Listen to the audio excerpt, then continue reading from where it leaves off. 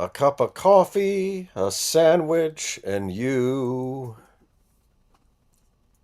Oh, never mind. That was something my dad said once, and I'm like, that doesn't sound romantic in the slightest, but maybe it was in the 1930s. Anyway, welcome. That's when I hear that music, I think of that sort of thing. Oh, The there you go. the slow waltz, swing waltz, or whatever the heck that is you have playing at the beginning. But welcome, Ruby Hoove. Are you first? She's first because she dropped a gift membership What? because that went to Action Popcast. I know, I'm trying to get back to there we go. To highlight that it went to Action Popcast. Welcome to membership Action Podcast, and thank you so much, Ruby Hoove, for the gifted membership. You are so kind and so generous. Super appreciated. Welcome, everybody. So we had, thank you, Ruby Hoove, and welcome, Big Al. Big Al Presents. Hello, my friends. Have a great stream. Sure thing. Have to set up a date for Al for the next Robin of Sherwood rewatch at some point. But Action Procast. Oh, yeah. Welcome to the chat, too, if I've not seen you here before. But let me see. I get a hi, sweetie, from Netter of Netter's Network. Thank you, who is also in the studio here. You can see her there on the bottom. Isn't she the cutest thing? Yeah,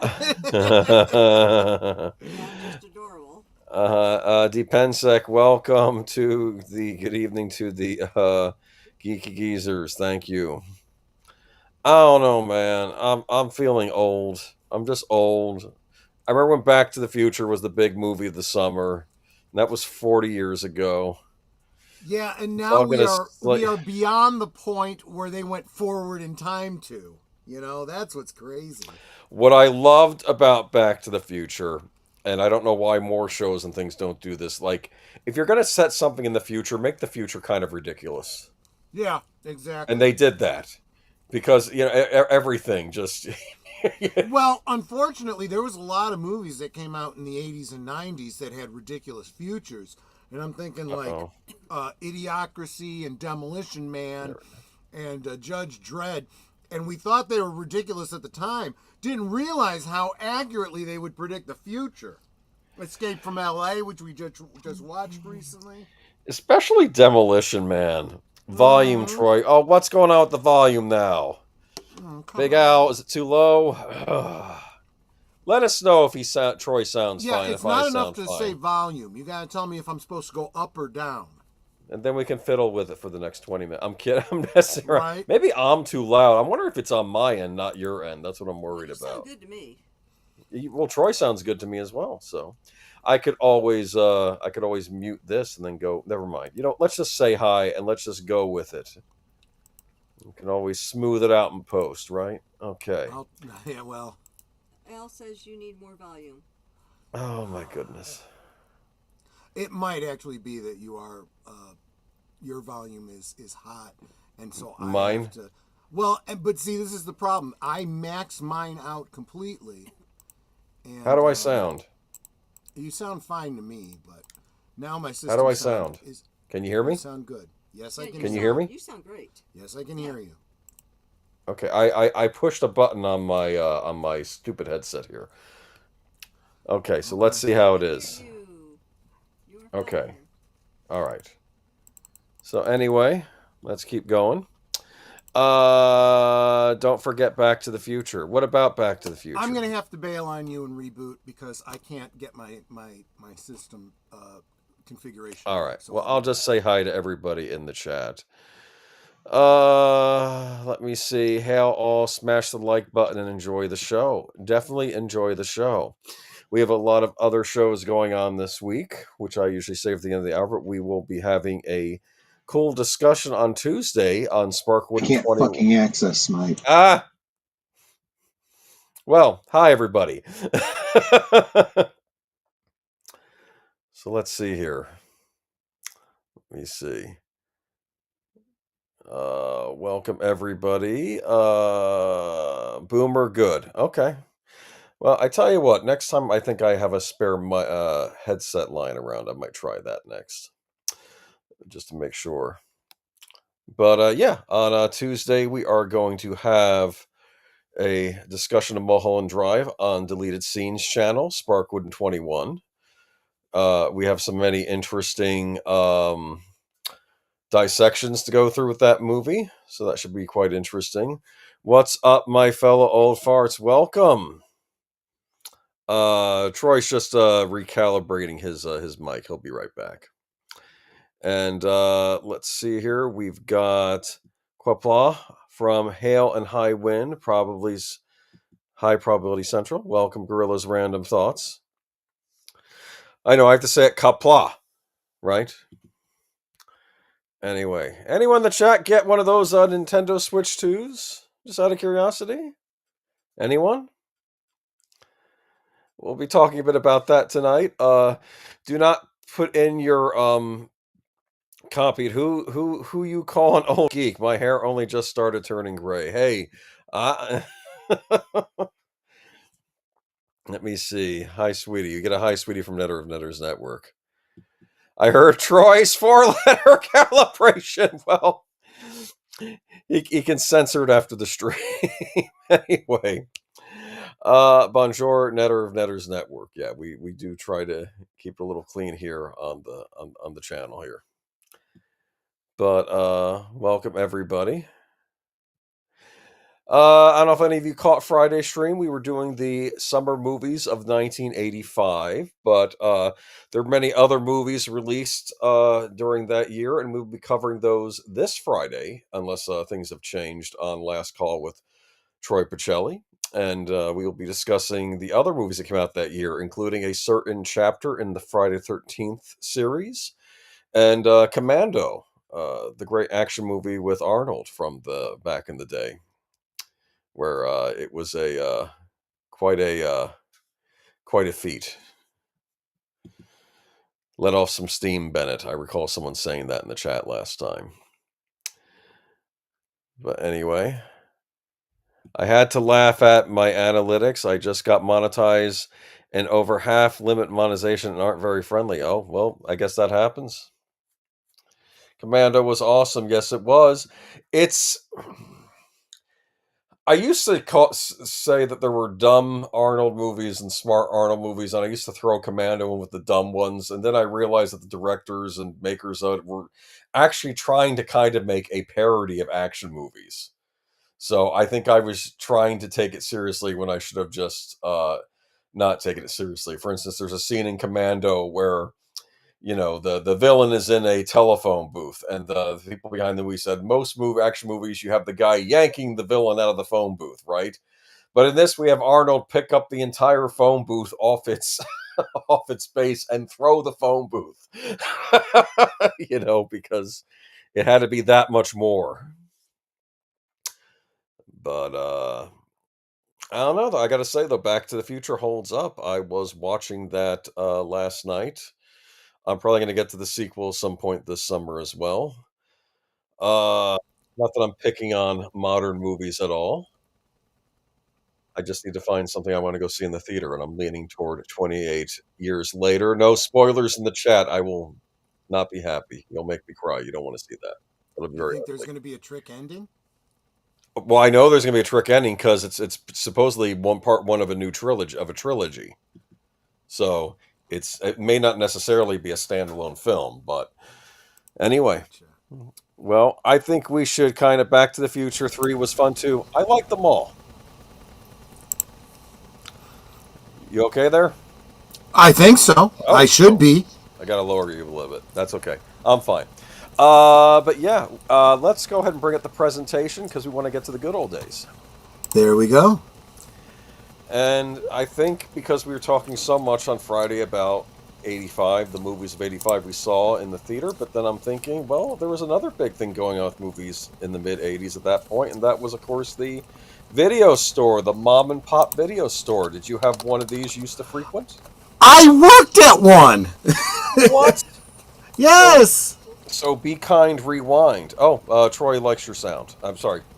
Big Al likes your sound, Troy. There. Good, I'm glad.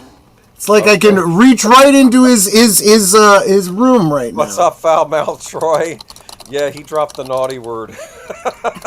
What word did I drop? We used to drop. I had just turned on my mic because I was about to say something that because Boomer was saying something. I was about to answer him, And It's then you all were right. like, I can't get the thing to work. I'm like, Well- "Oop." So I quickly muted my mic again.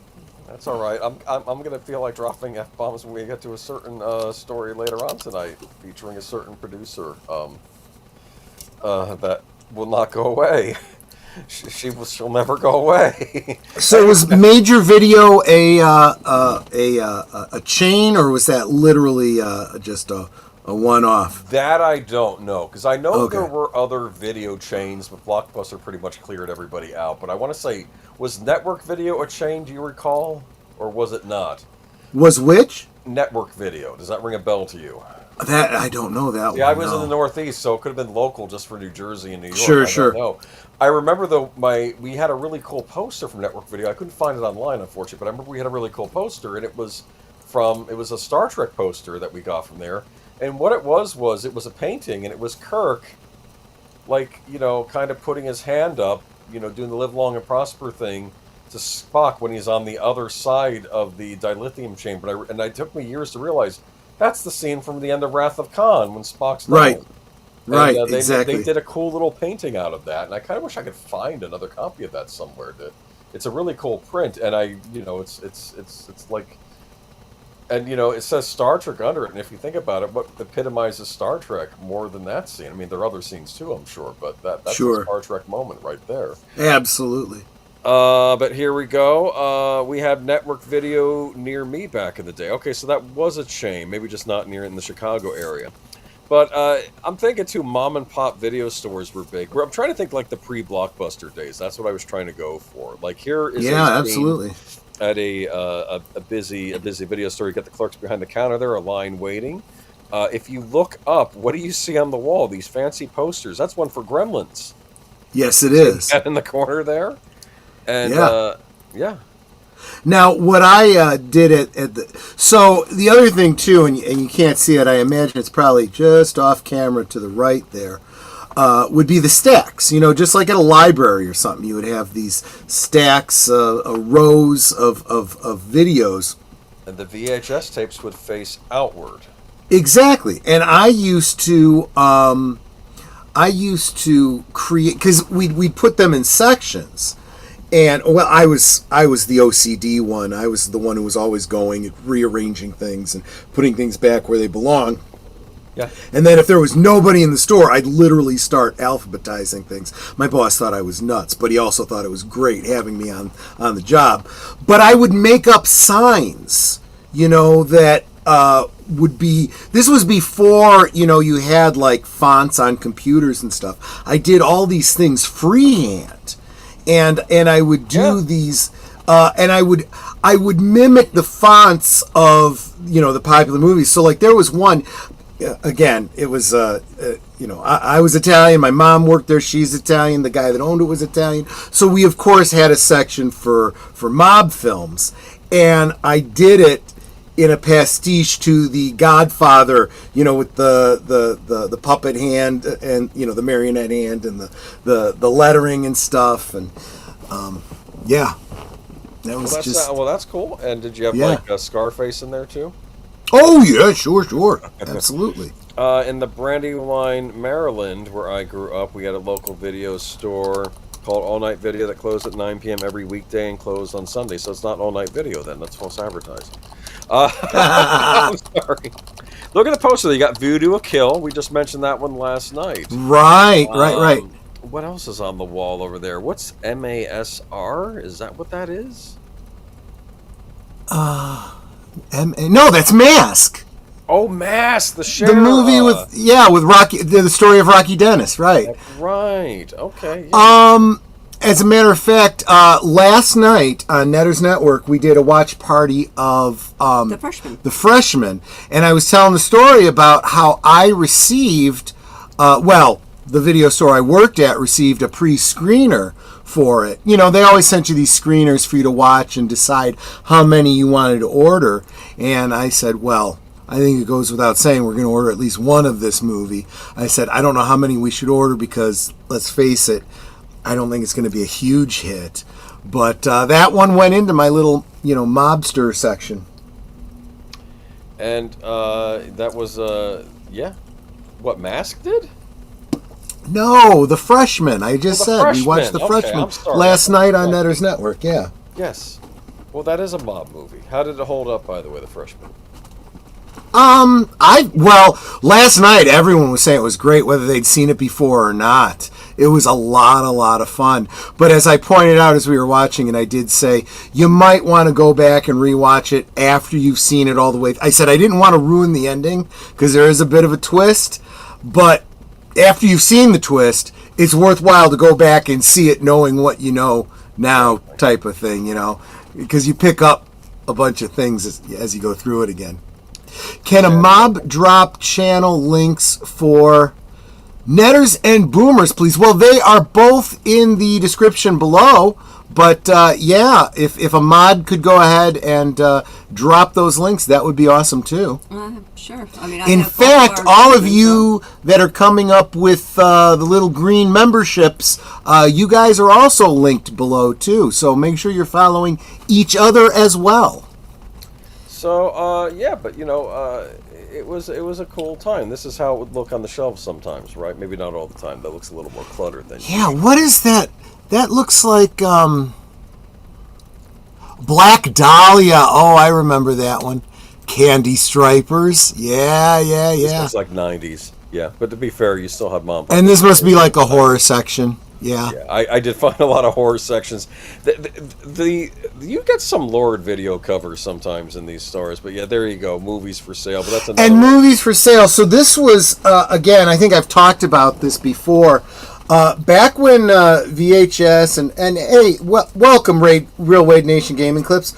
Back when and I did drop the links to both mine and Boomer's awesome, channels. thank you. Suzanne's comment. Back when we first were getting these video stores, it was especially popular because even if you did have a VHS player, you usually couldn't afford the video tapes. They were still very, very expensive. They were priced for the rental market.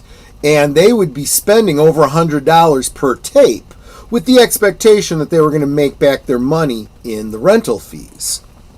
So what they would do is they would rent these out, but with the big blockbusters, they would buy, like 10, 20 of the same movie so that they could, keep them going, right?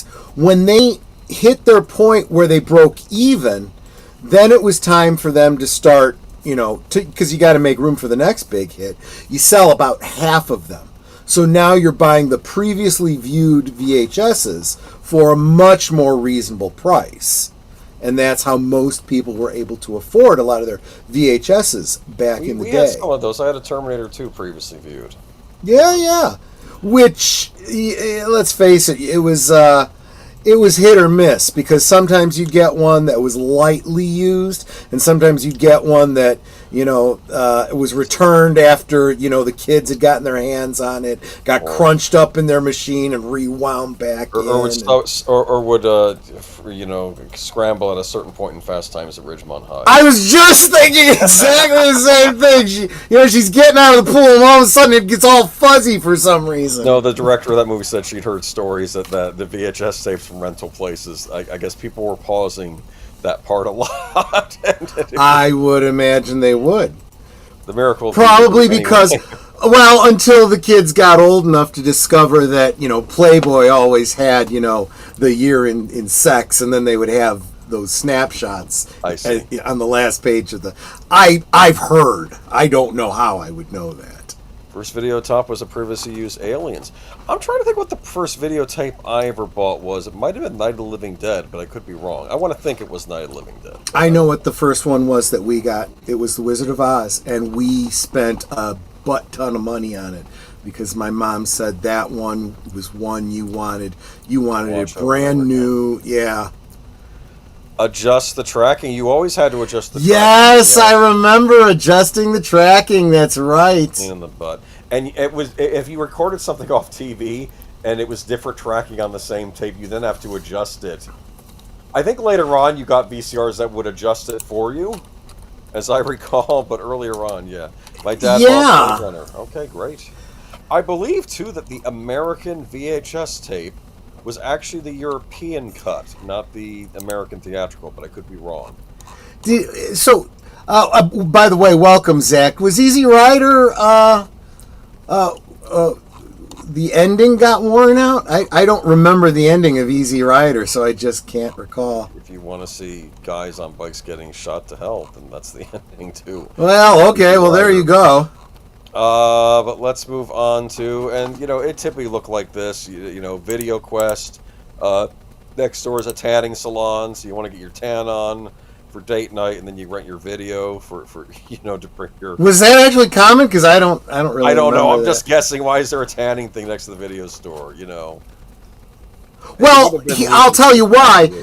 It may not have necessarily been tanning. They were in strip malls, is what it was. So you could have it right next to a slushy or a Quickie Mart or whatever. Do you see the smiling sun? Yes. That's funny. I'm sorry, but when it's smiling because it thinks it's funny that you're going to end up with skin cancer. Funny. So I don't know what the umbrella is on the other side, but if you go, when you were in these... Because you should stay in the shade. You should not be tanning. Tanning was big in the 80s. Even bigger in the 70s, but yeah. Yes. But sometimes you'd run into VHS tapes in these mom-and-pop video stores, and you wonder, I'd never heard of this movie before. Yeah. So this was also where I, again, going back to the screeners, we would get screeners. Usually you would get screeners for off movies that no one had ever heard of. And so they were really trying to get you to, and a lot of those were horror films. And they were B films. They're the ones that you'd see on Scream these days. Some good, some bad. Some of the cable mainstays. Did you catch any of these screeners that were decent of the horror movies? Did you get to watch all of them, or just a couple? Well, let me throw out a few titles you may have heard of. So, Waxwork. Oh yeah. Dolls. I remember that was a mom and pop video store staple. I remember that. Critters. Yeah. Chud. Creatures, Human, Underground Dwellers. Chud. Yes, that's what it was. Cannibalistic. Underground dwellers. That's what it was. Doesn't make any sense because they're not cannibalistic. If I know they're humanoid, that doesn't make them human. Right. That's true. But these were some of the movies that I got as pre-screeners, and I loved them. And I'm like, God, you got to get at least one. And so what would end up happening is you'd get all of these, B horror films. In your horror section, and then when someone would come in and say, "I'm looking for a horror movie," I would go out of my way to recommend, because I said, I know this is crazy. It's not the best horror movie, but it really is a good movie. You might want to check it out. And most of the people would come back and say, "Yeah, I never would have seen this if you hadn't recommended it. It was a good movie." Be kind. Rewind. Right. Crime Zone. I actually recommended that movie to someone. That was what's his name? Jack Black. Jack Black. That's right. Now, of course, the expression "be kind, rewind" was like he's rewind the tape when you're done watching it, so the next person doesn't have to rewind it themselves. Eventually, stores like Blockbuster, they would give you a fine if you didn't rewind the tape. They got tired of it after a while.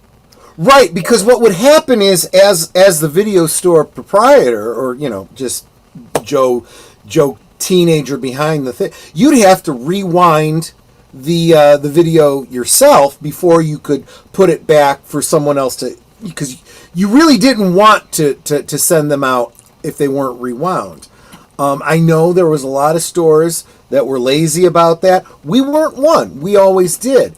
Well, it started out with us rewinding them in the video machines in the back, and the boss actually he repaired video machines there in the store. Oh. And so he realized that the belts were wearing out on his machines from constantly rewinding. Yes. These coming back. So he did institute the fee, and he got some of those. At the time, they had these, literally they looked like little shoe boxes. I remember. And they were literally just for rewinding. But what you may not have known was that they didn't have the same sensors in them the machines did. So they put a lot of wear and tear on the tape. So if a tape was ever to break, it was usually because you were using one of those to rewind it. So again, that kind of merits the charge, because you were also, if you're not putting wear and tear on a machine, you're putting wear and tear on the tape itself. So the beauty of VHS. Yeah. We already talked about VHS on this channel once before. My video store was located in the back of my local convenience store. You had to walk through one to get to the other, but they were owned by different people. The gas station was opposite. Interesting. So, yeah, I've seen setups like that before. Yeah. You ever see this cover? Crime Zone with David Carradine. Look at that. It's like a post-apocalyptic. It does look familiar, but I don't think I've seen it. All right, we got other movies. This one I've not seen, The Microwave Massacre. Me neither. And if I had seen this, I definitely would have. Look, man, you don't nuke your meat. Come on, cook it in the oven. Oh wait, never mind. You shouldn't be eating a person's head anyway. Well, maybe it's just reheating it. There you go. Rome 2033. This is obviously, I think the Italians saw Mad Max and said, yeah, we need to do this too. So. I mean, it's a great take on the idea. Yeah. So many weird movies. Creepazoids. Did you see this one? You know what this is? I don't. It looks like it's a Critters meets Aliens sort of thing. There were all sorts of alien knockoff movies back then. Weirdly enough, though, I think modern streaming has sort of replaced the mom and pop video store, where you can look around and find really weird movies you've never heard of before. Yeah. Because these things wouldn't necessarily show up on your HBO or Showtime. Look at this one, The Curse. I feel like I must have seen this, but this looks like it's a foreign poster for it. It may have had a different poster. You know what? Yeah, this I think might have been England. This was like a PG-18 or something. Yeah. Yeah. But I don't know. I just remember they were all these lurid covers. Bronx Warriors. Yeah. They were hand painted, so they look fancy. But then you get the actual movie and you realize, oh, that's not what I thought it would be. Get it home. But, yeah. Mac and Me. I do think I'm pretty sure I saw this one. It was in a rain. So bad. I think this was a McDonald's sponsored ET knockoff. I remember seeing it. Was. That's exactly what it was. Yes. I think they named him after the Big Mac, the alien that comes to town, and they kept giving him, I guess, Coca-Cola or something. It was dumb. It was not good. I think they finally did this one on MST3K, maybe on the newer show. But yeah, I don't know. I mean, but it was kind of magical. You go into the video store. There was no internet back then, so if you wanted to find about movies, you go to at least look at the covers, right? Right, exactly. I mean, imagine looking at the cover for Children Shouldn't Play with Dead Things, and you're thinking, wow, what is this movie about? Just that title. Just that title. Right? I mean, children shouldn't play with dead things, but why is the movie titled that? I have to know more. That's the problem nowadays. That the movie titles aren't what they were, because back then you'd be wondering what like Let Sleeping Corpses Lie, The House by the Cemetery, all these grody horror movies, right? I mean, I don't know. It's good times. I remember 1990 Bronx Warrior. I don't think I've seen it, but I remember it. Yeah, I mean, I think that was another one of these a post-apocalyptic type movies. Because when Mad Max came out, everybody was wanting to do those, right? Well, that really is the problem, right? You always get these knockoff films, and they're never as good as the original. Well, I shouldn't say never, but usually not as good as the original. But every now and again, you get a good gem, I tend to like Exorcist knockoffs. That's there's a lot of parodies. That's for sure. The knockoff categories, because they're not good, but then again, I guess I'm not as invested in the Exorcist. The real example I would point out would be like all of the Amityville knockoffs, because you can't trademark Amityville because it's a real place. So you just put up a house that looks like the same house, and you call it Amityville. Amityville the something or other. I want to see Amityville in space. Amityville in space. Didn't they do a made-for-TV movie where they had a garage sale at the Amityville house, and someone got a cursed lamp, and then it starts infecting her house? Oh, Dumb. I had not heard about that. Yeah, No. I think it was Amityville. That might have been an official Amityville, but it was after. I have resisted, me being the completist on my collections, and I was just talking the other night about, how I've gone and gotten all the different versions of or all the branching, A Night of the Living Dead, sequels and sidequels and all that kind of stuff. I don't want to do the same thing with Amityville. It's like, nope. It's just the ones that are actual sequels to the Amityville movie. It's really just and now it's become the kind of part of the Conjuring universe. So so there's those movies too. Yeah. Boomer, that sounds more like an episode of Friday 13th the series. They probably ripped off Friday 13th series from Amityville 4, the something. Yeah, Amityville Horror 4, the yard sale. I don't know. Oh my God. So bad. All right, that's it for mom and pop video stores. But I forgot. It's cool to hear that you worked at one. Were the customers usually pretty chill? Yeah, for the most part, I don't really remember having any problems with any of the people that came in. I mean, I've worked in a lot of different retail and customer service positions where I've worked with some, pretty psycho customers. I just don't really remember a whole lot, at the video store. They were all pretty chill. There was no section of the video store that was behind, let's just say, a beaded doorway that you go into.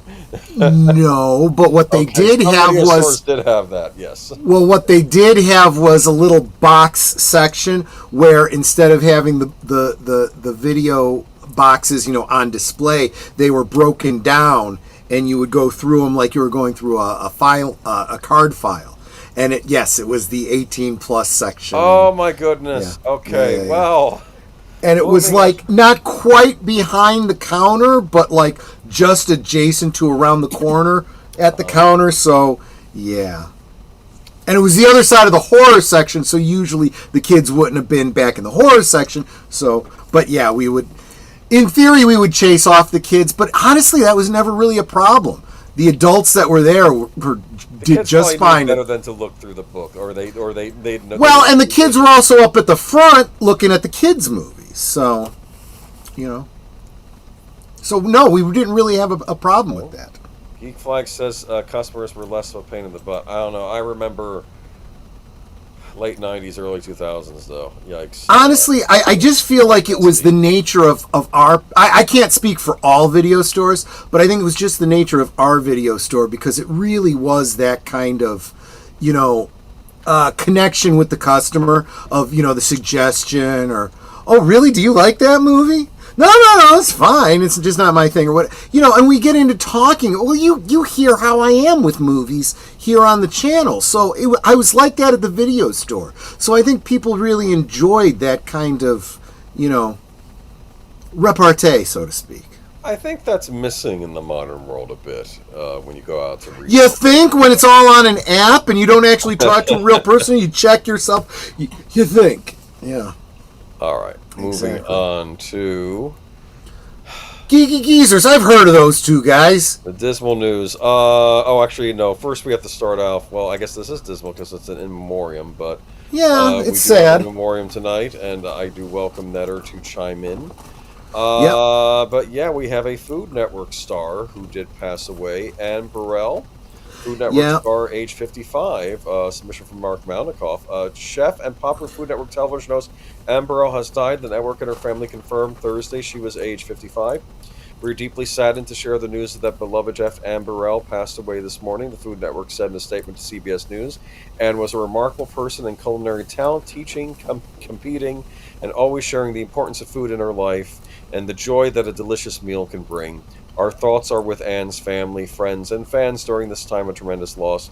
Details surrounding her death were not immediately shared. She is survived by her husband of almost 4 years, Stuart Claxton, and his son, Javier Claxton, along with her mother, Marlene, and sister, Jane. The acclaimed chef from upstate New York hosted Secrets of a Restaurant Chef for 9 seasons, as well as Worst Cooks in America, which the Food Network says is one of its most successful series. She appeared on a variety of popular cooking shows all over the years, including Iron Chef America, House of Knives, Chopped All-Stars, Beat Bobby Flay, and Food Network star, among others. And there was a follow-up article as well from page 6. Anne Burrell may give the cause of death. Anne Burrell may have gone into cardiac arrest before she tragically died. The 911 caller claimed that the Food Network star went into cardiac arrest. A representative for New York City Fire Department told Page 6 Wednesday. Burrell's rep has yet to respond to Page 6's request for comment. The celebrity chef was found unconscious in her Brooklyn, New York home Tuesday morning, a New York Police Department spokesperson told Page 6. The 55-year-old's cause of death has not been revealed, and an investigation is ongoing. In a statement, Burrell's family members described her as a beloved wife, sister, daughter, stepmother, and friend. So we believe that the cause of death was cardiac arrest, but there's not a confirmation quite yet of that. That's what I'm getting from this. I'll tell you, I was shocked to find out that, and this, you know, don't take this as anything negative. It's just my perception. She was only a year older than I am. Wow. And I swear and it's obviously it's the white hair. She just, I don't know if she purposely dyed it platinum or it went gray early and she, you know, never darkened it or whatever. I just thought she was older, to be honest with you. And yeah, she was, you know, a little on the heavy side, and you know, we're all going to have to deal with heart problems if we don't get our weight under control. But I personally think 55 years living in New York is probably what really killed her. Do you know what helped getting everyone? Oh, sorry, I was going to say, the one thing I really liked about her is on the Worst Cooks in America show, how patient she was with some of these cooks, because they were awful. She had every reason to go full Gordon Ramsay on some of these people. She would show them how to chop, how to hold a knife properly. She would give them grief when they didn't listen. Yeah. When she showed them how to use the knife and they weren't doing it. Because one of the things is some people would put their forefinger on top of the knife. She's like, no. And she would take a red marker and mark their fingers. She goes, now your finger's cut off. You do not put your finger on top of the knife. Exactly. You wrap it around the handle, and you keep your fingers off the blade. But she was so patient. Yeah. And some of these people would end up winning the show, making these gourmet meals when they started off making these horrific meals to start off with that got them on the show in the first place. And it's like, oh my goodness. And you feed this to people. Like grilled lettuce. That wasn't a Gordon Ramsay one. But no, you were mentioning a point about getting weight under control. You know, I think we'd have much less of a weight problem if we didn't put high fructose corn syrup and everything in this country. Well, and I do feel that RFK Jr. is probably addressing a lot of these things. We were talking, it's funny because after I talked about it on one of my liquid lunches, I think it was Lynn Green came in and was talking about added sugar, and I'm like, oh, absolutely, added sugar, high fructose corn syrup. They use it as a sweet, not just as a sweetener, but as a preservative. But it also is, very addictive. So this is why we find ourselves in this situation. And, there's been a lot of talk about people that have worked for the Food Network and whatnot who, as chefs and whatnot, why do you go into being a chef? Because you love food. And if you love food, that can start to get dangerous over time. I've heard stories about the dude that did Man vs. Food. The extreme eating I remember him. challenges. Yes. And he had some real serious health problems. He had to stop doing that. He was the same one that did, or I don't know if he's the same one, but the guy that did Diners, Drive-Ins, and Dives. No, that was Guy Fiorelli. He started having some bad health problems and had to cut back because he was becoming very overweight. Yep. He was starting to have heart problems because of all the fat and stuff. Absolutely. And his doctor told him, cut it out. So when I heard she may have died from a heart condition or a cardiac episode, it didn't surprise me. It is sad. That is way too young to be going, but and normally not one that we would cover. It did come from Marc Malnekoff, but then Netter insisted because this is her. I like the Food Network. Yeah. No, it's a good channel. I used to watch the Bourdain show on there for a while. And I used to watch Iron Chef, the Japanese edition, not the American version, but I used to think Iron Chef was a lot of fun because it was all about honor and dishonor on that show. They took the cooking very seriously. I love that, and in the words of my grandfather, "A la cuisine." Yes, exactly. All right. Yes, very serious. Of course, then I found out that guy was just an actor. Oh yeah, he was Found just out an actor. later Well, on. yeah, I because you thought it saw him was in so many other things. I Yeah. think chefs are real chefs, but I think he Yes. was an actor. Yeah, Absolutely. Chairman Kaga, that was his name. That's right. All right. Now we get into. I am so glad that I don't give a flying fig about consoles and these handheld games and stuff, because if I cared about this stuff, I would be really pissed. Well, I care to a degree. The thing with me and Nintendo is I'm getting older, and how many game consoles do I need going forward? But Nintendo's always been a part of my life, and I feel they're failing right now, but I don't know if the rest of the world has caught up yet. We saw the lines wrapping around the block to get this thing. And they're all going to be very disappointed because of all the articles we're going to be talking about tonight. So my Switch 2 dock died in less than a week from the outerhaven.net. Nintendo Switch 2 is finally out. Yeah, this gentleman talked about experience. And while it seems like the majority of folks are having a blast with this system, I'm sitting over here stewing in frustration. Why? Because my launch experience hasn't just been disappointing, it's been infuriating. Less than a week into owning the thing and using it for a few days, my dock is already dead. No lights, no charging, no video input, just a $500 paperweight sitting on my TV stand. Hell, my original Switch dock is alive and kicking, so what is going on? He's swearing a little bit here. Yeah. At first, I figured the power brick might have died. Easy fix, right? Grabbed one of my more powerful USB bricks, since the Switch 2 dock needs 65 watts, and plugged it in. Nothing, not even a flicker. Just to be sure, I dropped another $35 on a brand new charger, still dead. At this point, I started thinking maybe it was the Switch 2 itself, so I tested both the top and bottom USB-C ports, and wouldn't you know it, both work perfectly. So now I'm sitting here with a brand new console and a dock that's dead. Do you know what he means by dock? Just out of curiosity. Yes. Okay, yeah. I believe the Steam Yeah, because Deck I've needed those for work, for laptops and stuff like that. I see, yeah. And I believe the Steam Deck also uses a dock, so you can, if you want to have your portable Steam system, I'd also play it on your TV. Right. That's when the frustration really kicked in, because without the dock, I can't connect to my TV, and I definitely can't capture gameplay for coverage or content creation, which was the main reason I purchased the system. But hey, I bought the extended warranty from GameStop, so at least I have the safety net, or so I thought. That illusion shattered the moment I tried to call my local store, which, by the way, is 25 miles away because all the closer ones were shut down. I called, no answer, called again, 30 attempts off across multiple stores, and all I got was that useless automated system telling me to call back in a few minutes before hanging up on me every single time. So that's the GameStop issue. Well, it is, but it is part of the whole technology lack of service, thing that we've been talking about. Fine, I'll go straight to Nintendo, and surprise, more problems.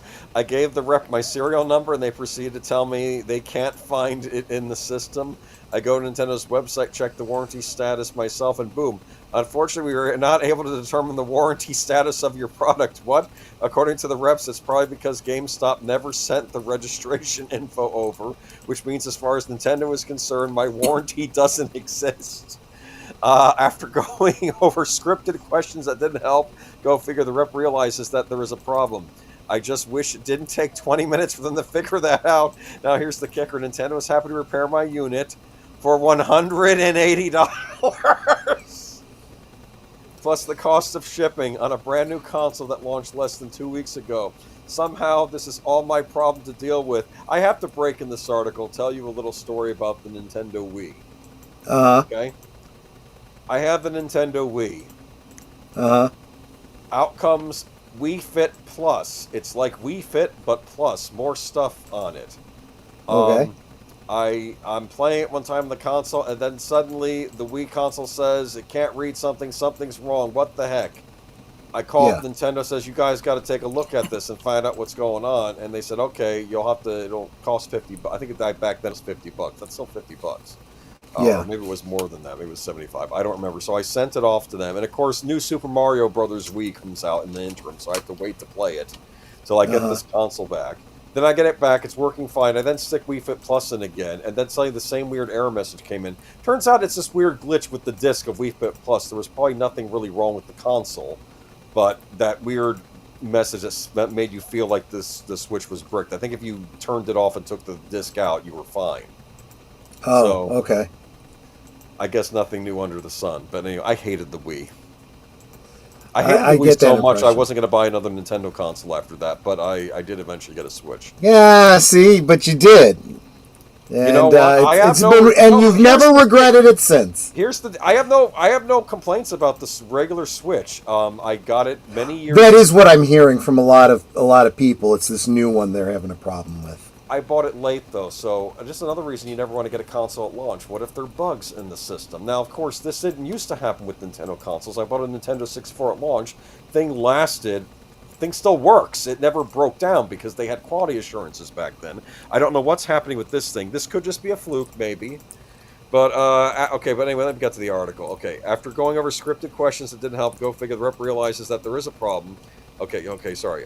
Plus the cost of shipping on a brand new console that launched less than 2 weeks ago. I like to say, oh, your warranty isn't covered. It may have been because he just got it. Of course, it's under warranty, right?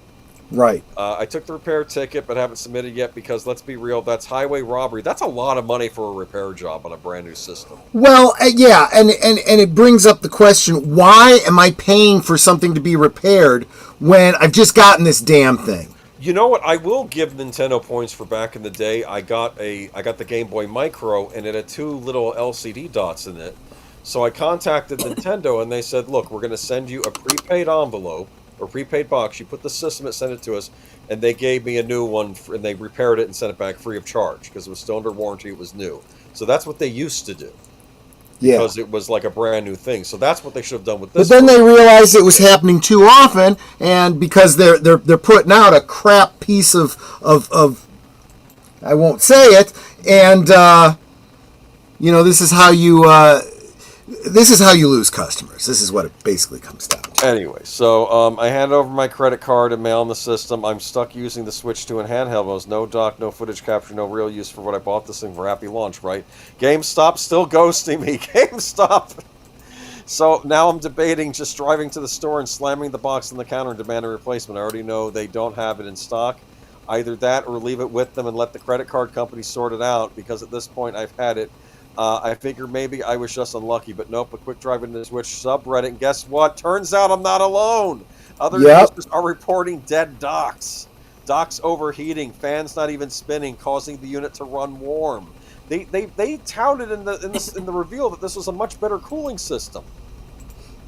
At this point, it's clear this isn't an isolated case. Typical early hardware hiccup, sure, but you'd think a company like Nintendo would have locked this down by now. They used to.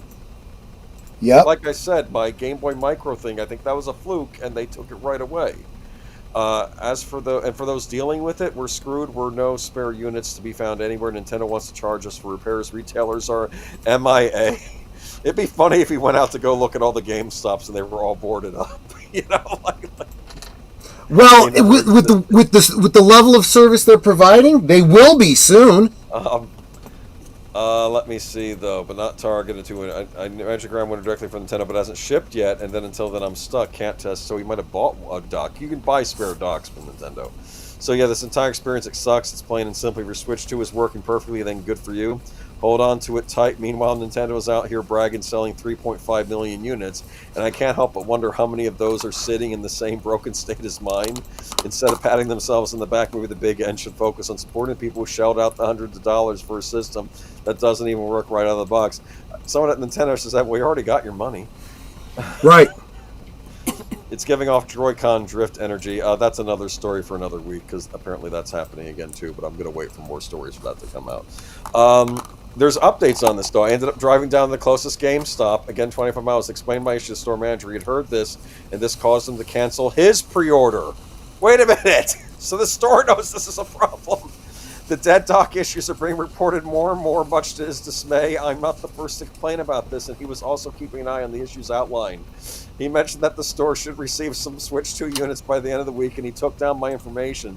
So hopefully I'll be up and running. I assume I can get one of those units. I'm assuming they'll just exchange it for him, right? Well, I would like to believe update. that, but we'll see. The extra Switch 2 dock I ordered should be arriving soon, so I'll be able to play the Switch 2 on my TV. Meanwhile, Nintendo is still telling me I need to pay them and ship my entire Switch system, not the dock. Yeah, they make you do that. It's annoying. I just take the part that you need, which makes absolutely zero sense, considering I've already confirmed it's the dock is toast. Also, I'm still waiting for GameStop to restock Switch 2 units. Update. Hopefully this will be my final update of the story. As of today, I was able to swap out my Switch 2 at GameStop for a new system, and the dock works like it's supposed to. Nintendo was supposed to have shipped my other dock on Monday, but it didn't. After some interesting conversation on their shot and then phone, miraculously that other dock appeared at my doorstep today. So now he has 2 docks, but he could hook them up to 2 TVs in his house if he wants to play the Switch in another room. But what a mess, huh? What do you think? Yeah, that is all around terrible service. And honestly, I mean, if he's never had a problem with GameStop and Nintendo before, I understand his frustration and what he's going through, but I would never do business with either ever again after a circumstance like this. I know plenty of customers lose their minds when they hear they got to pay for shipping. Well, it's not just the shipping here, but yeah, the shipping, I mean, if it's their screw-up, they should pay for shipping for you. And like I said, in years past, if this happened, Nintendo would send you a prepaid shipping thing. Yeah, and if the warranty... If I paid for the warranty and GameStop didn't send it into Nintendo, I'd be like, now they're charging me to fix this thing. You can pay for it. Well, not only that, but... See you in court, guys. Game consoles, and even, I think, cartridges back in the day, they came with the warranties outright. Now, you could still buy the warranty from the store also, if you just wanted the store to handle it. But technically, Nintendo should be handling a busted product that you bought in a reasonable amount of time. Like, I think... with most companies, like maybe like with the PlayStation, you have warranty on it for 6 months. There's some amount of time where you get a busted system they have to honor. And I would also be in communication with the Better Business Bureau and the consumer advocacy in my local jurisdiction. Yeah. Check out Consumer Reports at your local library. I don't understand why these companies do this. I'll tell you exactly why, because you actually start to answer the question yourself. Do they think that they are so big that people... yes, they do. Because there are enough people still lining up. We talked about it last week. Lined up down the block to pay for it. So as long as you keep going in and throwing your money at them, they'll keep treating you like this. And you'll just go, overcharge me more, Daddy. So here's what happened with me and Nintendo. I was open to the idea of the Switch 2 until I saw the price. I also, frankly, I'm sorry, I saw the whole backwards compatibility thing, and I'm thinking, this thing is not truly backwards compatible. The backwards compatibility is running off of an emulator. For instance, I bought a Nintendo Switch 1 game recently. It was a physical release of an indie title called Chronicle of the Wolf. It's like basically a Castlevania homage, except you're in France fighting off werewolves and stuff, right? And yeah. The thing is, if you get the same cartridge and play it on your new Switch 2, apparently it flickers. It's not running right because the emulation isn't up to snuff to handle this newly released Switch 1 game, which is bizarre to me. So I'm thinking, well, you're not selling me on the Switch 2, and my Switch 1 runs this game I just bought better on it. Better, yeah. Equal system. And this is the thing. I'd be out of gaming entirely lately, but I do like what a lot of these indie studios do. The small people do them. The smaller teams do the best stuff, it seems, these days. But and I noticed that, of course, someone can make a Castlevania knockoff, and I don't see Konami trying to sue them. But exactly. So Nate says it's time for us to stop acting like and tell them no and F you. We're not going to take it anymore. I'm mad as hell, and I'm not going to take it anymore. Stopped shopping at GameStop years ago when they burned my niece out. Oh, yes, she worked. I'm so sorry, Jonathan Conroy. I've heard GameStop horror stories. I've had friends that have worked there as well. Yeah, I'm not even sure why that is why GameStop still exists. The only thing that I even cared about in relationship to GameStop, and this is going back a ways, they used to have, and they had some exclusives. They had the Gaming Greats line from Hasbro. So like If you think of Knights of the Old Republic and those kinds of things, characters that only existed in those video games, Hasbro was putting out characters, action figures, and just like you would have like Return of the Jedi, Star Wars, whatever the branding is on it, this would have had gaming greats on it, and a lot of people were kind of really getting into that like sub line of action figures, but Hasbro kind of stopped doing that. And I don't know if there's other companies that are doing toys at GameStop, but nothing I was interested in, so let them go. Well. I haven't shopped at GameStop in a while. I do like this this article's picture, like a gravestone, 2025 to 2025. Okay, so moving on to. I just had good picture. I wish I'd have found that for the thumbnail. Yeah. Switch 2, I couldn't find a proper picture for this article, so I just did this. Switch 2 battery swelling could be causing bulging consoles as Nintendo supports investigates. Okay. You don't say! If I'm sitting there playing a game and the battery compartment is swelling out, I'm going to look at that and go, gee, this could be a problem! So like, it's gonna blow up in my damn hands! So Nintendo consoles for a while have taken these batteries. Gee, do you smell that burning? Anyway, so Nintendo portables, like the old Game Boy Advance, at first it used batteries, and then the later models used a rechargeable battery. But the neat thing was, let's say your rechargeable battery eventually dies on you. You just take out a screwdriver, undo the back, put in a replacement battery. There you go. Yeah. But now the consoles are all proprietary, and you can't actually do that with the new Nintendo stuff. You can't like unscrew it back and put in a battery. Which is why, and I'm gonna do a little side note here. This is why the whole right to repair movement is becoming big. It's not just games. It's computers, it's washing machines, it's tractors, it's all the machinery that we use to make our lives work. We should have the right to fix that item that we purchased and own. Plus, you figured, especially like conservationists would be on the side of this too, because it's less waste when you can just repair something rather than having to, buy the new. Exactly right. But who holds all the power? The corporations.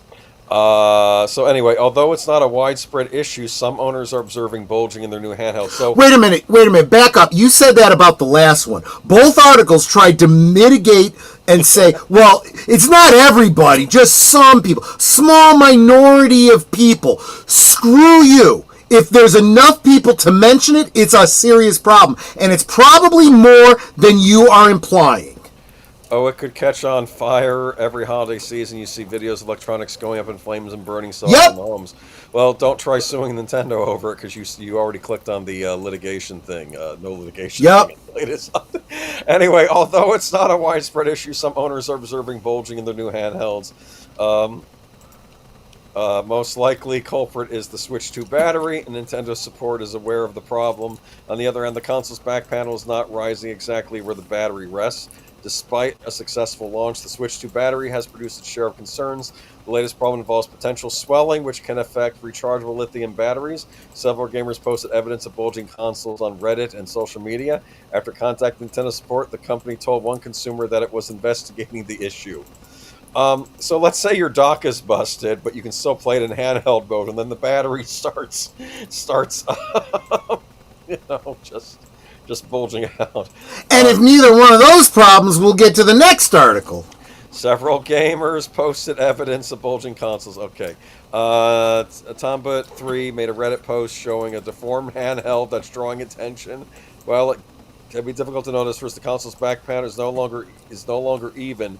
As reported by Automation, a Japanese Switch 2 owner shared a similar story where the left side of the casing was rising. The gamer also opened the case with Nintendo support. Swollen lithium-ion batteries have plagued other gaming handhelds like the Sony PlayStation Portable. I should be checking out my old PlayStation Portable to see how it's doing. The phenomenon is perhaps less common with the original Switch, but there have been instances of its back panel expanding. Even some controllers are not immune to the problem. Battery swelling can occur due to overcharging, even if the Switch 2 has a setting to prevent it. Playing or storing consoles in excessive heat can also lead to damage and, worst cases, fires. What's concerning about the Nintendo Switch 2 battery swelling is that it's a new console. It's more typical to see older systems that have been recharged repeatedly or left unattended. However, teardowns of the system confirm that the back panels aren't bulging where the battery sits. As a result of manufacturing error, instead could explain the damage. Otherwise, the handheld makes it difficult for users to replace the battery themselves. Yeah, they don't let you take the back off. Another issue related to the Switch 2 battery system's tendency to display inaccurate power levels. Nintendo has already suggested a sequence owners can use to correct the annoyance. Some gamers have also complained about poor battery life, and that's likely not related to hardware failures. Okay. Y'all were lining up, I'm just saying, the other week. So, yeah, would have waited. I mean, even tech gurus, don't they tell you to wait a little while before buying any new technology just to make sure it doesn't have flaws? Just saying. Just saying. Let me see, though. Hey, Nintendo, I ordered a handheld, not a hand grenade. I'm worried these Seriously, though. That's actually really funny. I like that. Little Timmy gets the Switch, too, like that mom that had to get it for her birthday. What if the house burns down? I don't, this is... Or what if it just blows up in little Timmy's hands, for F's sake? This is apparently an error code thing, so, I have two things to say on this. Troy will be on one side, but Switch 2 owners using MiG flash cartridges say Nintendo is bricking their new consoles, even though they're only using carts of their own ROMs rather than pirated games. So, believe it or not, Nintendo apparently isn't taking too kindly to Switch 2 owners using cartridges on their new consoles that can be used to play pirated Switch games, as some users claim that inserting a certain flash cart has led to new hardware being banned. This was a while ago. I don't know if it was like a year ago. I think this thing called MiG Switch came out where you could take your Switch cartridges and copy them, and if you wanted to, you could play your games on a PC using an emulator. Now, I would argue that in and of itself shouldn't be illegal because you own the cartridge, and if you want, you should be able to do with it what you want as long as you're not selling it. It does fall under fair use. Yes. And you're just using it to play it on your own computer. You're not distributing it out online. This should be perfectly legal. But Nintendo doesn't like this, obviously. And I will say, y'all should have sort of figured that they would not like this. I'm not saying it's right what Nintendo's doing, but I also sort of half expected it, because I know they don't. Anyway, the MiG Switch is a physical cartridge that can be inserted to Switch consoles to load and play Switch games that have been downloaded onto it via files dumped from games purchased by that user or pirated copies found online. Now, I think to be fair, I think these users, they're not using pirated games. They're probably just using their own games that they own. Right. But with Nintendo's strong anti-piracy stance, though, which has already doubled down on in recent years with the various legal battles it's engaged in, you can understand why the company might not be particularly happy about people using these flash cards, and it seems like they might be taking action. My Switch 2 has been banned after using the MiG Switch with perfectly legal dumps of my own cartridges. So it would seem that Nintendo can detect something. Yep, they put something into this that can detect these flash cartridges. Twitter user writes, sharing an image of their console displaying error code. That's the thing you see on the screen right there, right now. The use of online services on this console is currently restricted by Nintendo. As per Nintendo's support page, this error indicates that Nintendo Switch console using has been permanently banned from connecting to the internet due to a breach of the user agreement Switch tool adds. I recommend that you do not use MiG Switch. It already is very risky to use, but it is even more so on Switch 2. So, let's just say, maybe I know someone who uses these things, but he uses them for his own cartridges. Even he said, I would never put these in my actual Switch. I would just put the actual cartridges. But if I want to play them on my PC, I can use the MiG Switch stuff on the PC. Others on Reddit have also reported bans using the cartridges. One writing, just want to let everyone know to refrain from using MiG Flash on the Switch 2 online for now. My Switch 2 was just banned. My account is fine for now. Only games I had were my backed up games. Must be some new direction Nintendo has on these MiG Switches. I'd heard they were trying to get a list of everybody that bought one too. They really do not like this. Another confused over why their console has been banned notes, the only thing I can think of what happened is I tried to use my MiG Switch on my Nintendo Switch 2 once. It didn't work. It just showed the game title and refused to load. I tried to download a title update for it, and that was it. Maybe I downloaded a flag for the console to be banned. So a week ago this happened, though. I've been playing with a legitimate cartridge ever since. They also clarified I don't pirate games. I backed up my legitimate games I own in cartridge. Piracy is crap. That's what he says. He doesn't believe in piracy, but he's just making his own copies of the stuff he owns. Weekly Digest tales from the... Okay, it's worth noting that this is only as of a few days ago that the MiG switch actually became usable on the Switch 2 at all.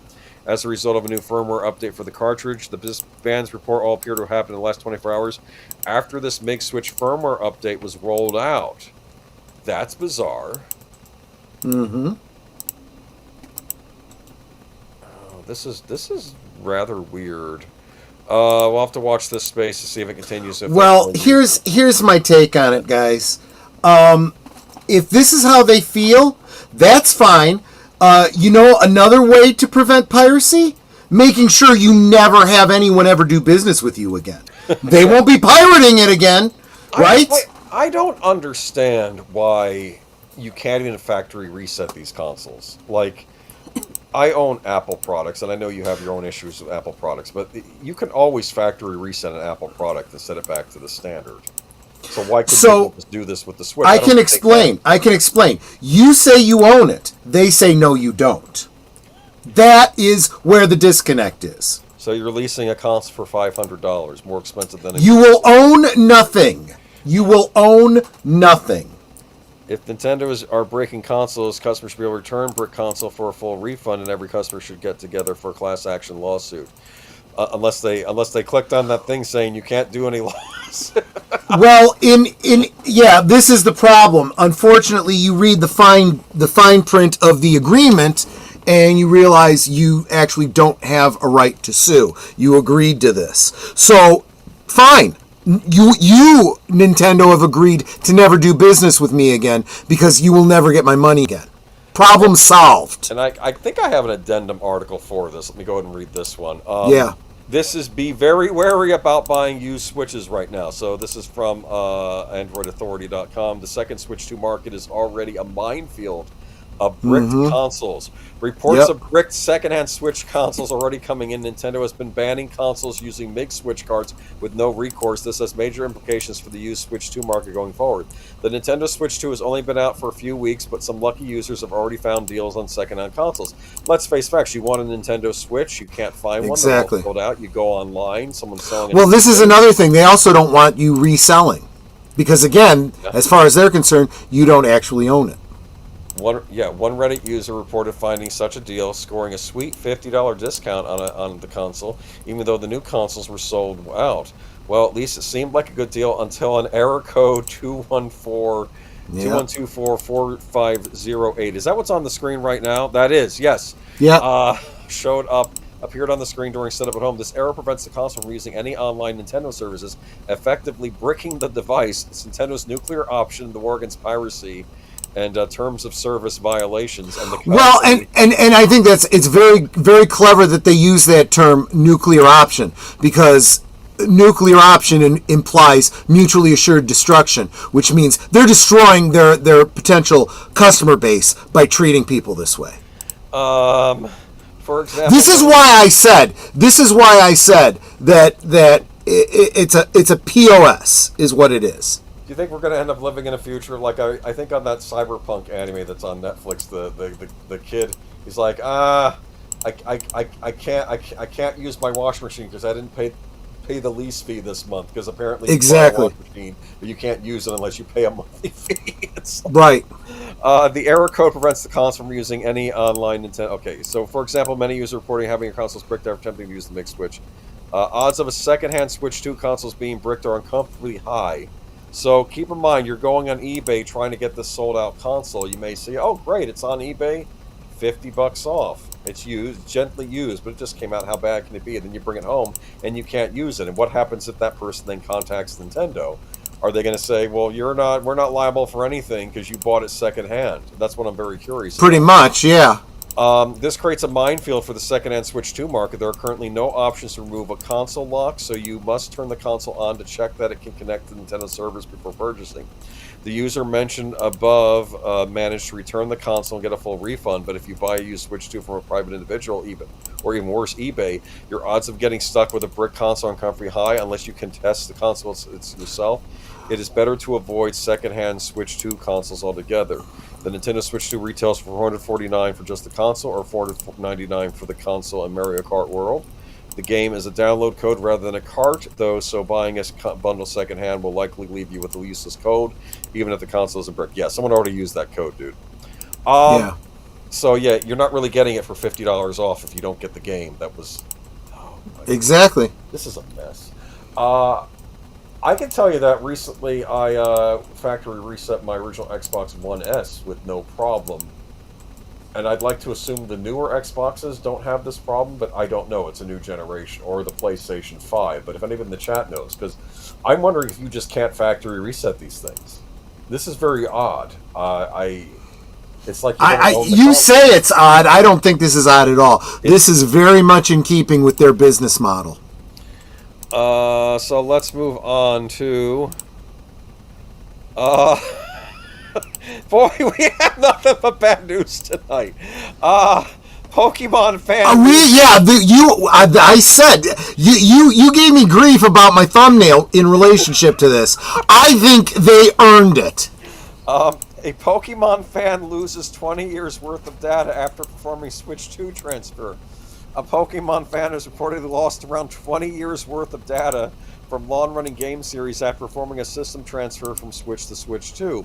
In the now deleted Reddit post, thanks IGN user that Otaku26 states that their save file had Pokemon brought over from previous generations going all the way back to the Game Boy Advance, so that he might have been like a kid playing Pokemon on the Game Boy Advance. I guess you were allowed to transfer your stats over to future Pokemon games, which is kind of cool. They said the transfer went fine with every other Pokemon game retaining their respective saves, but the file for Pokemon Scarlet has disappeared. I just got a Switch 2, did a startup and initial data transfer with no issues. My Scarlet save file is gone. It loads straight onto the language section and created character screens. No data on my OLED, just all gone. There was no error in data transfer at all. It went fine. All other Pokemon data is still there, but not Scarlet. I had Mons from the original Game Boy Advance up to current on there, literally 20 years worth of data. There's nothing I can do. I don't even know if I want to play anymore. There was something to do with the latest update they did where people were losing their saves, and I checked, and I didn't lose my saves. This is even on regular Switch, and I think I figured out that, I think at that point I was still subscribed to Nintendo Switch Online, and I think that might have saved the saves during this weird transfer. I think if I hadn't been, and I'm not currently subscribed to them right now, but I think when this happened, though this might have nothing to do with that, this might be a Switch 2 issue, but I've been hearing people have been losing their saves too, though. So he lost 20 years worth of data. 20 years worth of data. There's something I can do. I don't even know if I want to play anymore. Exactly, because there's no way you can recreate that 20 years of data. It's like, you know what? I'm done. Screw you. The same thing. I had the same thing happen. My right? I've talked about my brother, severely autistic. Right. I had built a 57 Chevy model. Great detail. A lot of customizing. I literally had each individual plugged into the distributor cap. I had individual wires going to each one of the spark plugs. I put in a lot of effort into it, displayed it up on my dresser. My brother had a fit one day, knocked over the dresser, bam, there goes the model. My mother goes out and buys me another model. To this day, I've never rebuilt that model. It's like box? I do. Wow. And I never will. I almost certainly never will. It's like, no, the effort that I put into it cannot be replaced by buying another model kit. And think about other Pokemon fans that are still with the series. They may not want to bother playing Pokemon anymore either. Maybe they could go play Pal World. I'm just saying. Anyway. Yeah. To make matters worse, the Pokemon games are part of just a small handful of Switch titles that aren't compatible with the cloud save functionality offered by Nintendo Switch Online. Why? Oh, so they weren't available. I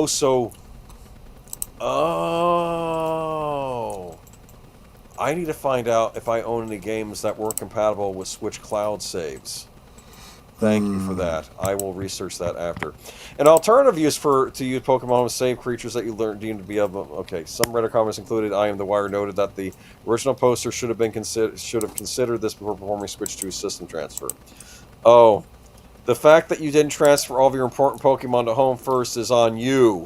We've known that this is the only way to serve your Pokemon for sure in this kind of circumstance, or your old Switch broke. Otherwise, they'd be gone forever. I'd have done it just to be safe, if nothing else, since it's obvious and easy to transfer them back if something goes wrong. Wow. What do you think of that guy when he just said to this guy? Let me go ahead and twist that dagger a little harder and pour some salt in that wound while I'm at it. The Pokemon community has some mean people in it, I guess. Okay, others, however, have been more empathetic. With Grouchy Crest 250 says that tears were shed. Okay, so this is... Yeah, when someone does this, just be nice. And maybe use this as a warning to those who might see this in the future, that this is something you can do to prevent it, instead of just saying, you should have done this, because he's an... Like, let's be blunt, he's probably a Pokemon stand that can do no right. So yeah, so this is a lesson, folks. You built up a collection of whole Pokemon dating back generations, then do consider using Pokemon Home to keep the lovable critters safe in the unlikely event something like this can occur. This occurs. More Switch 2 news. Sorry, we got to get through these. Okay. Yeah. Third-party games on Nintendo Switch 2 reportedly very low numbers. The report from Chris Drings, the game business, highlights just a few stats for the launch games Nintendo release Switch 2. According to the article, most third-party Switch 2 games posted very low numbers at launch, with vast majority of players understandably gravitating towards Mario Kart World.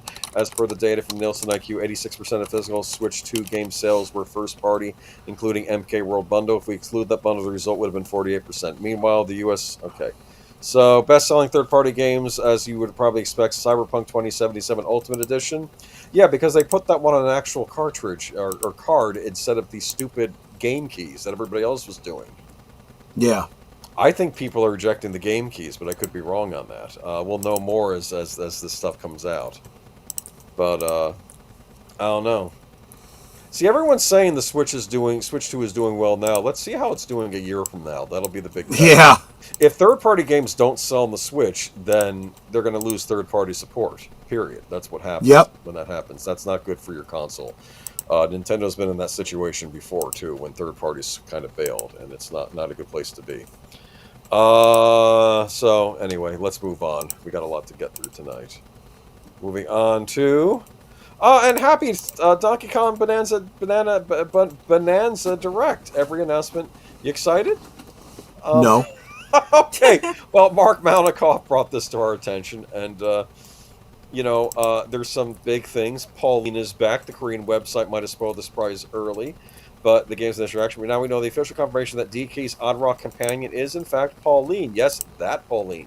Before she was the mayor of New Donk City, it looks like baby Pauline was out on underground adventures with the King of Swing himself. As expected, she's got some serious musical prowess here too. I am extremely confused now. Pauline was the damsel in distress in the original Donkey Kong arcade game, correct? Okay. And I was under the impression that this Donkey Kong was either the grandson of the original Donkey Kong, hence Cranky Kong is in the game. Why is baby Pauline hanging out with him unless it's a time travel thing? None of this makes any sense. Don't know. Are they rewriting the canon again with Mario and all company? Probably. I don't know, because he's supposed to... Troy, did you guys go over the news about the truckload of Switch 2s being stolen in Texas?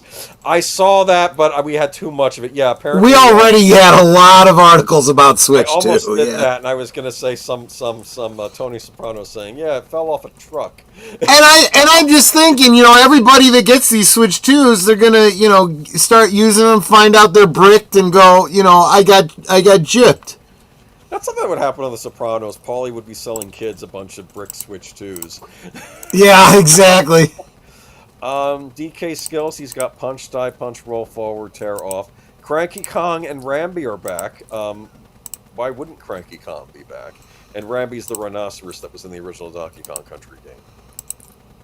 Okay. Boy. Yeah, I never knew that these characters had names, because it never came up in the game itself. It was in the instruction manual. You could get Randy by breaking open a Well, crate. I see. I never played. Yeah, if it wasn't in the arcade, I didn't play it. So yeah. If you had a console back in that day, you would have had a Sega Genesis. I can already tell. You would have had a Sega Genesis, not a Super Nintendo. I feel insulted, but I don't know why. No. It's not an insult. It's not an insult. Oh, okay. Because I know you were an Atari kid, and a lot of the Atari fans, especially old Atari arcade games, the classic Game Room TV guy said that he felt that the Sega Genesis was sort of the inheritor of what Atari had started. That's why I think he gravitated toward it. Okay. That's why. No, it wasn't an insult. I like the Sega Genesis. They were Nintendo's best competition with Sega. They went head to head with them. But yeah, Void Company, the villains are Grumpy Kong, Poppy Kong, and Void Kong, the crew responsible for stealing all of DK's nanas before starting the dig downwards. So here's what I'm going to say about this. It's got photo mode, so you can actually mess with Donkey Kong's face in it, and Oh, cool. Okay. Look, the game itself, I can pick on Nintendo's hardware, and especially how they're treating their customers. I'm sure the game itself is fine. Nintendo still knows how to make a great video game, and if you do have a Switch 2, you should probably buy this. I don't know why you would have a Switch 2 after hearing everything we've just said. I know, right? And I'll put it this way. Super Mario 3D World came out in the Wii U, and I didn't buy a Wii U, and I said, that game looks great. I want to play it. I'm not buying a Wii U to play it on. And what happens? Eventually I get a Nintendo Switch, and a re-release of it happens on the Nintendo Switch, and I was able to play it. And I can play that and a bunch of other Nintendo games and keep myself satisfied for a few years until Nintendo sorts this crap out. Or maybe they won't. Maybe they'll just keep getting worse. It doesn't help the fact that the current head of Nintendo of America used to work for EA. Did you know that? Oh, God. No, I did not know that. And I don't know who's in charge in Japan. I heard he was a money guy in Nintendo years past. So I'm just worried that the two combined, that this is not good. Because in the past, Satoru Iwata was in charge of Nintendo Japan. He was the son-in-law of Yamauchi, the guy that ran the company during the NES heyday. And Satoru Iwata, not your traditional businessman, but he did become vice president of the company. Of course, he married into the family. But he was a genius programmer. He actually helped, I think, develop the NES hardware. When they were trying to sell the old Nintendo for Atari to release over here, he actually by himself made a version of Joust for the NES that was perfectly functional, just to show it off to Atari. That's interesting. Apparently, Pokemon was saved with his coding skills in the last few days, last weeks of its production. He actually got in there and managed to cram more onto the tiny Game Boy cartridge. He was actually kind of a virtuoso when it came to game design, even though he wasn't really a game designer because he ended up getting stuck in the business end of things. Wow. And then he died because people keep dying early over there because people keep getting cancer in Japan. Something's going on over there, but I mean, it could be something that happened there, that ended World War II. It could have been also this power plant that got flooded. I mean, there's a couple of things that could cause cancer, right? Yes, the tsunami. Yeah. So rest in peace, Satoru Iwata, and game looks great. I hope to play it one day, not on the Switch 2. That's what I'm going to say to that. Okay. Right. Speaking of gaming, this time tabletop. Dungeons and Dragons Vice President Jez Lanzillo leaves Wizards of the Coast.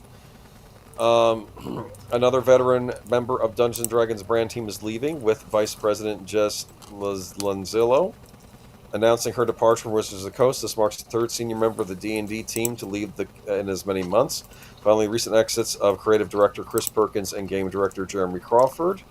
Both of whom just announced new positions with critical roles. Darrington Press. Is everybody leaving the ship? I don't want to say rats. I won't be that mean, but I was just going to say rats leaving a sinking ship. Yeah, I've been saying it actually for quite some time now.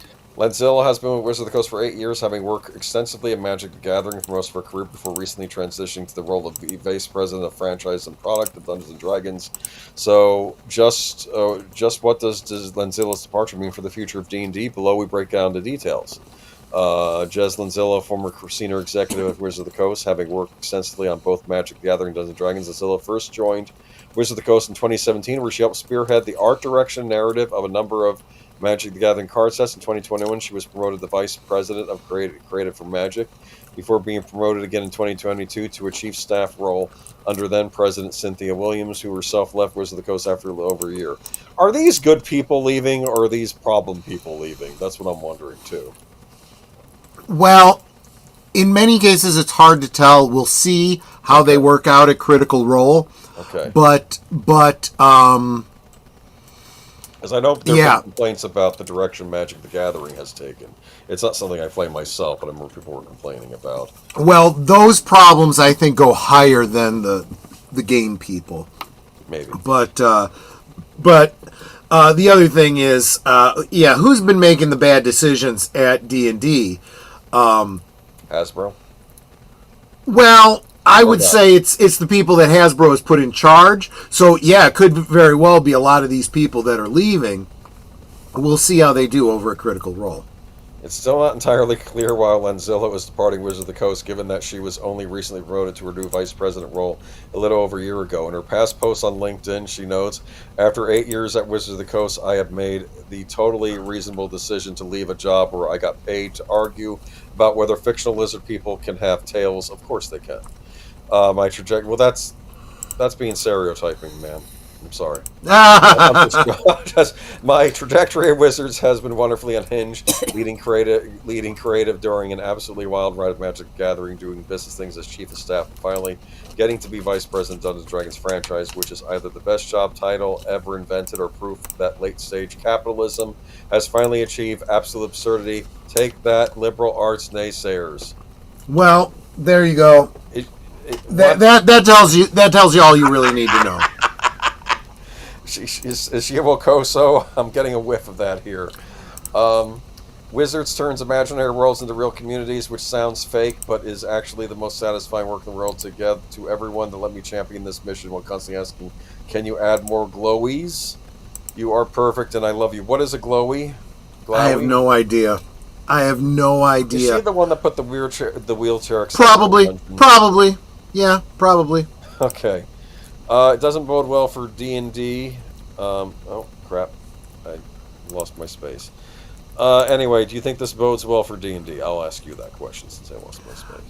I don't think there is anything at this point that's going to bode well for them. I mean, one could argue, I like Samuel Prager. You lost me at late stage capitalism. When you get rid of knuckleheads like this, I mean, it doesn't hurt.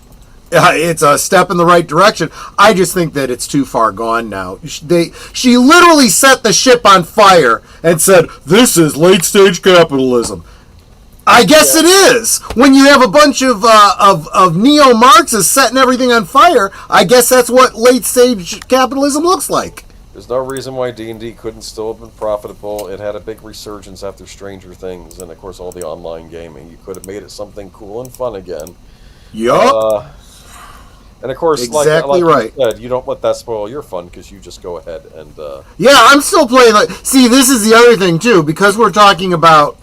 I guess you'd call it analog games, right? We're talking about books and papers and dice, right? I have no problem with analog games. I've never thought video games are the end-all be-all. I like video games, but... No, what I'm saying is this isn't a technological problem. There is nothing that is ever going to, in quotes, brick my older games. Well, they're trying... You just can't. I feel like modern Wizards of the Coast wants to make a technological problem with all the... buying things online, like yeah, we've talked about that too. This whole concept of them literally having their hand into your wallet, into your pocket. You know, it's very clear that's what they're trying to do with their virtual tabletop. And I just say, look, folks, don't let them do that. And I think the people that are mostly playing are going, yeah, I am not going to be tethered to my computer to play a game that's literally theater of the mind. So, Tomb Raider tabletop RPG scrapped from Fandom Pulse. Evil Hat Productions was developing a Tomb Raider tabletop RPG, but now reports are coming in that the project has been canceled. Tomb Raider is a beloved video game property as an action-adventure IP, something that's right for the picking for a tabletop RPG iteration of the game. The gaming company Crystal Dynamics licensed their property to Evil Hat Productions, a company known for their activism rather than the quality project. Evil Hat Productions. Oh, shocker there.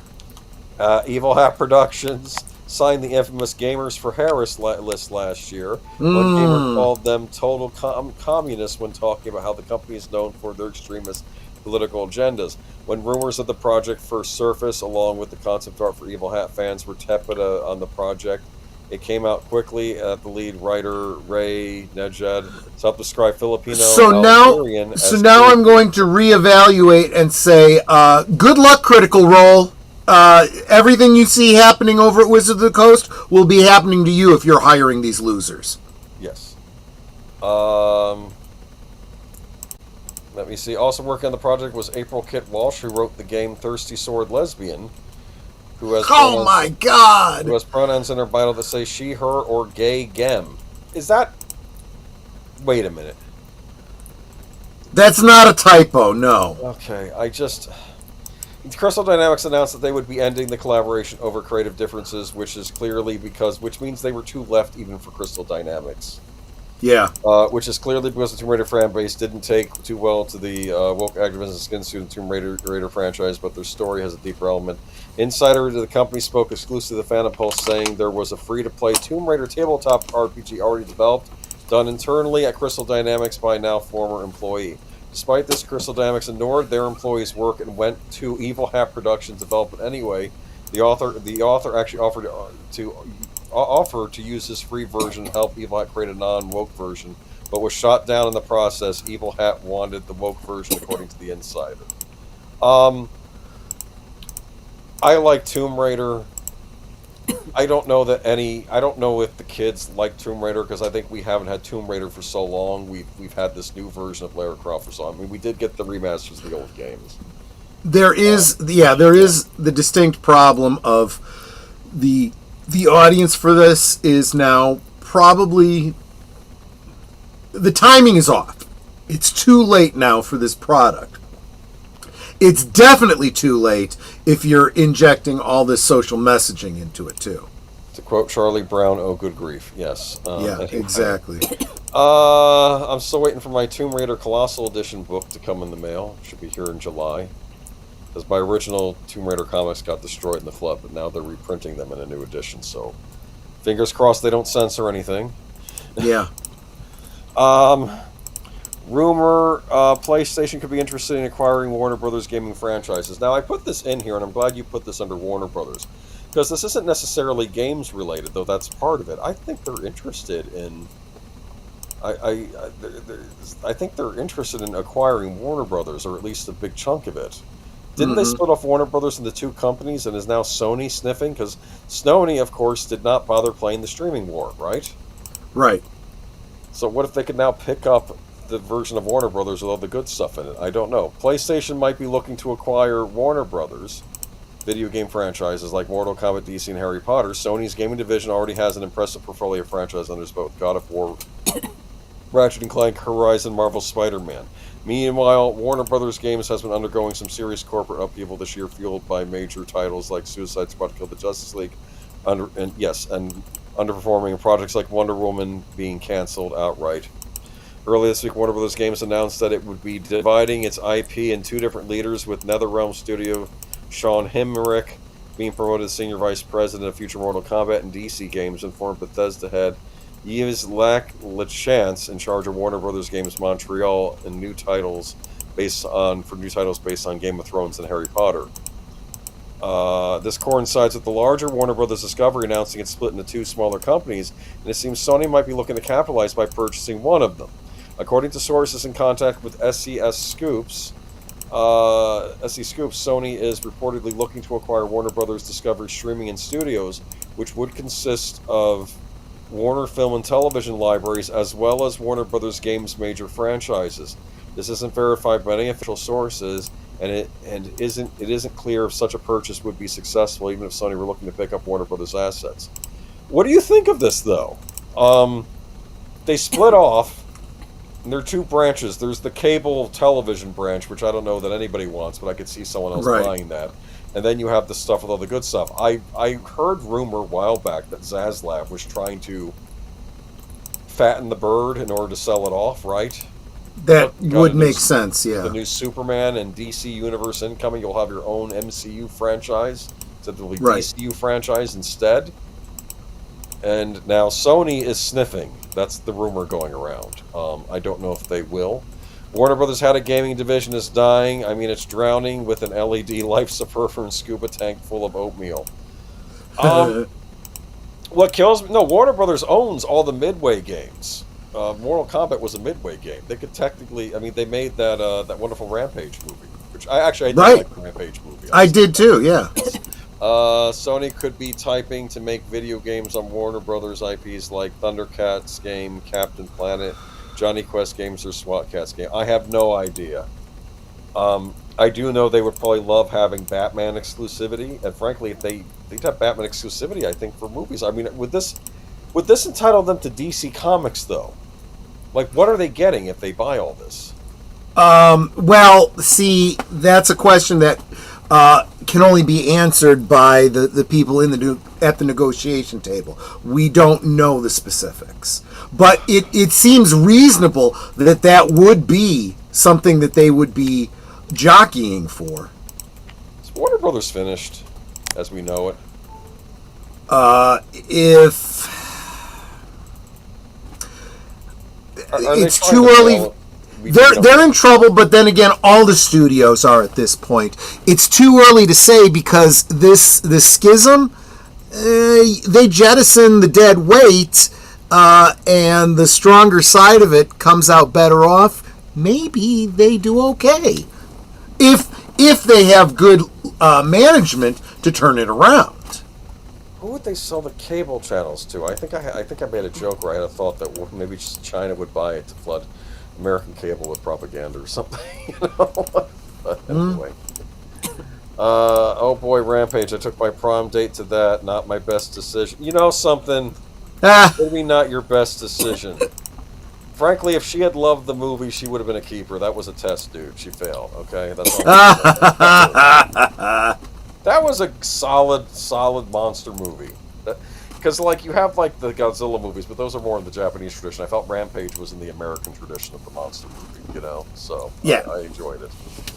And, for crying out loud, I'm sick of those Batman and Spider-Man games. Make something else. I don't know what to tell you, dude. I'd love to see a Green Lantern game. But I feel the same way about the movies, too. It's like Marvel can't make a movie that isn't Deadpool or Spider-Man, and DC can't make a movie that isn't Batman. Hey, Jesse Green, good to see ya. Oh, you both did enjoy it that much, Samuel Proctor? Oh, well, I enjoyed Rampage, but I guess your mileage may vary on that one. Sure. Did you enjoy Harold and Kumar? Because they're coming back. I liked the first movie. I don't think I saw anything after that. I forget. Did Neil Patrick Harris get shot in the back in the first movie?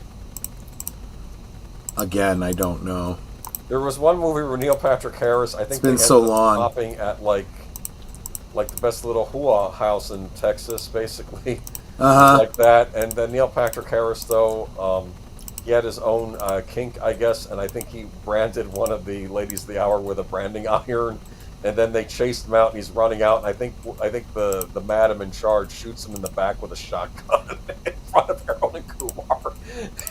But then I think he comes back in a later sequel. I don't know if he comes down from the afterlife and comes. I don't know. It was this weirdest thing. Anyway, never mind. I think I saw the sequel. I liked it fine. I think they did a Christmas movie too, didn't they? Like Harold. They may have done Christmas. I don't know. They may have done. I don't know. But it looks like they're up for doing another one. Yeah. Yes. So Harold and Kumar are going to get some burgers and buzz one more time. John Hurwitz, Hayden Schlossberg, and John Held, the creators behind worldwide Netflix sensation Cobra Kai, have closed the deal to write a new installment of Harold and Kumar, the buddy stoner comedy movie stars that were popular in the early 2000s. You know, if they can't get Neil Patrick Harris, they can get the actor who plays Johnny Lawrence to show up in it. Oh, yeah, right? Yes, okay. Hurwitz, that would be good. Schlossberg will also direct the feature, which is being developed at Lionsgate-owned Mandate Pictures. It's a full circle moment for the gentleman as their Hollywood career got high thanks to writing in the original movie.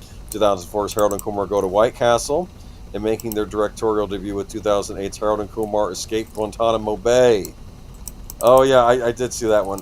John Cho and Cal Penn, who played the title characters, are expected to return. No deals have been made with the actors. Neil Patrick Harris was also a key component to the cast, and his involvement is unclear.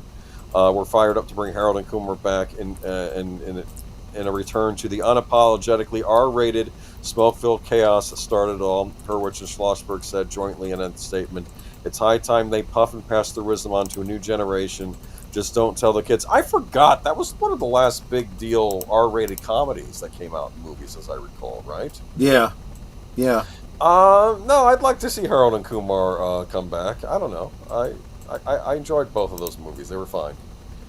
And I think they go to Guantanamo Bay because they just assume they're terror. I think they get framed for being terrorists, and it's or assumed. I don't know. Should be good. Yeah, I don't know. I think it'll be good, and they got the right writers for it, right? Don't you think? I mean, yeah. I mean, there's nothing about this that says to me that they're not, being true to where they came from, right? So if you were a fan of it, yes. If you were a fan of where it's gone before, you should like this, what they're doing now. Let's keep our fingers crossed. Hopefully we're past certain hills at this point in the movie. Right. But we'll see. I don't think Disney's past it, but oh, that's for sure. They're going to be the last. They're going to be the last ones out, and they may end up destroying themselves by the time they get to that point. Nakoa Wolf Momoa and Ida Brooke join Dune 3 as twin children of Paul Atreides. Momoa, that name rings a bell. Yes, and therein lies my problem with that particular casting. That is Jason Momoa's son. But he's a character in the movies.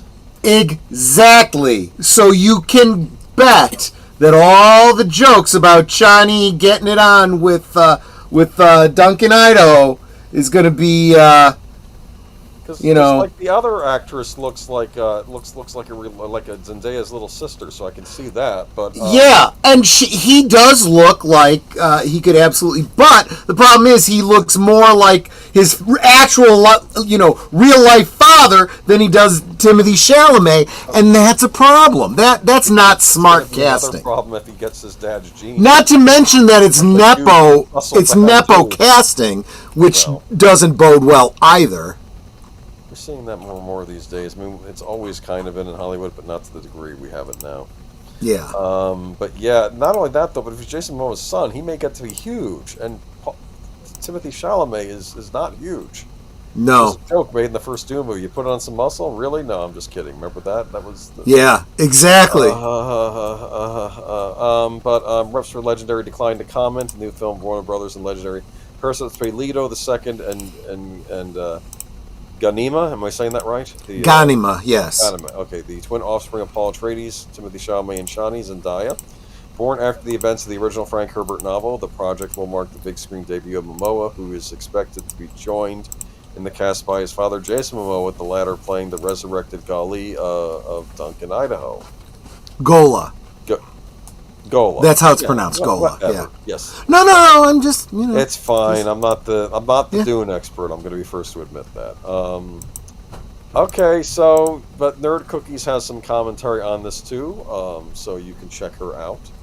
And by the way, I want to thank Venkman's Girl over on X for sharing out the X stream of this that we are simulcasting. Thank you so much, Venkman's Girl. You are a wonderful supporter of the channel.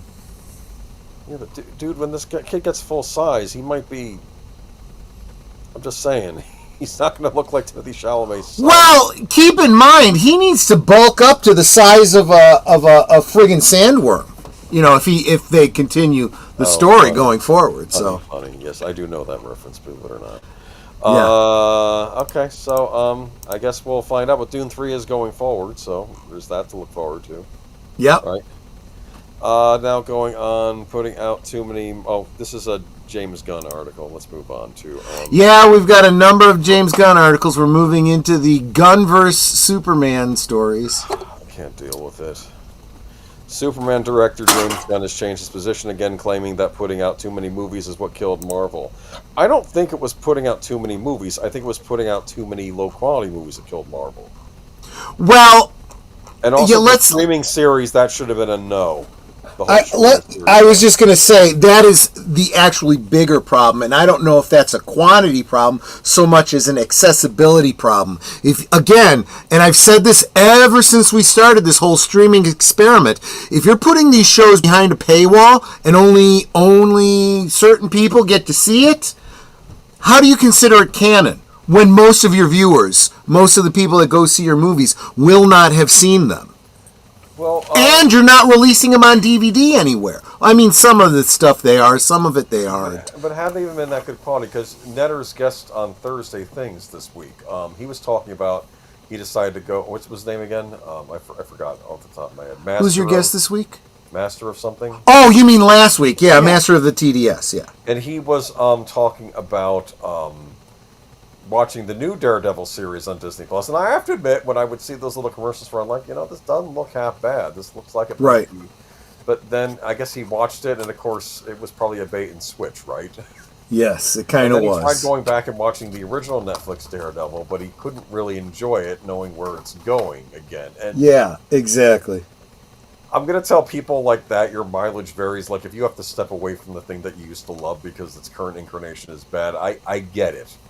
Yeah. But keep in mind, you may one day be able to go back to it. Like I said, I was actually checking out some older episodes of TNG, and despite all the nonsense going on at Star Trek, I was still able to enjoy them. So, well, and I think it's like time. You need like grief, and then you have to leave. Well, there's another element when you look at Next Gen, and that is that a lot of those episodes very much stood on their own. Yeah, they were. They were one-offs. You didn't have to have seen the first episode or the episodes of the previous seasons. Exactly. Unfortunately, now so much of these shows you have to have watched every single episode. There's no reason for it when it's a streaming series, because the whole reason that television went to this continuing storyline format was because the runtime had to become smaller for the episodes because of commercials. You don't have that with streaming. You can just not only do you not have that problem with streaming, you also don't have to limit yourself. They do though. You're only getting 13 episodes a season or less. It's gotten ridiculous. Discovery had about 20 though. This is what I understand. I don't know if Strange New Worlds went to an episodic thing because I didn't watch Strange New Worlds, but because I'm just done at that point. But understood. Plus, I also didn't like. Well, we'll get to Strange New Worlds in a bit. Okay, Superman director. Let's go back to the article at hand before I get off on tangents. That's the problem. Right. Okay. Superman director James Gunn. It's because he said too many movies killed Marvel. In an interview with the upcoming Superman film, Rolling Stone interviewer Brian Hyatt said, "Over at Marvel, they pretty much opened up about the fact that they realize what's gone wrong over the past few years. They put out too much stuff." And longtime Marvel executive producer Louise said that privately to me, "I don't even know if it's really their fault." After Hyatt claimed that putting out so much content was a corporate mandate, Gunn occurred. That wasn't fair, it wasn't right, and it killed them. I agree. That's actually a correct statement. And I will go even further, and it's Disney especially.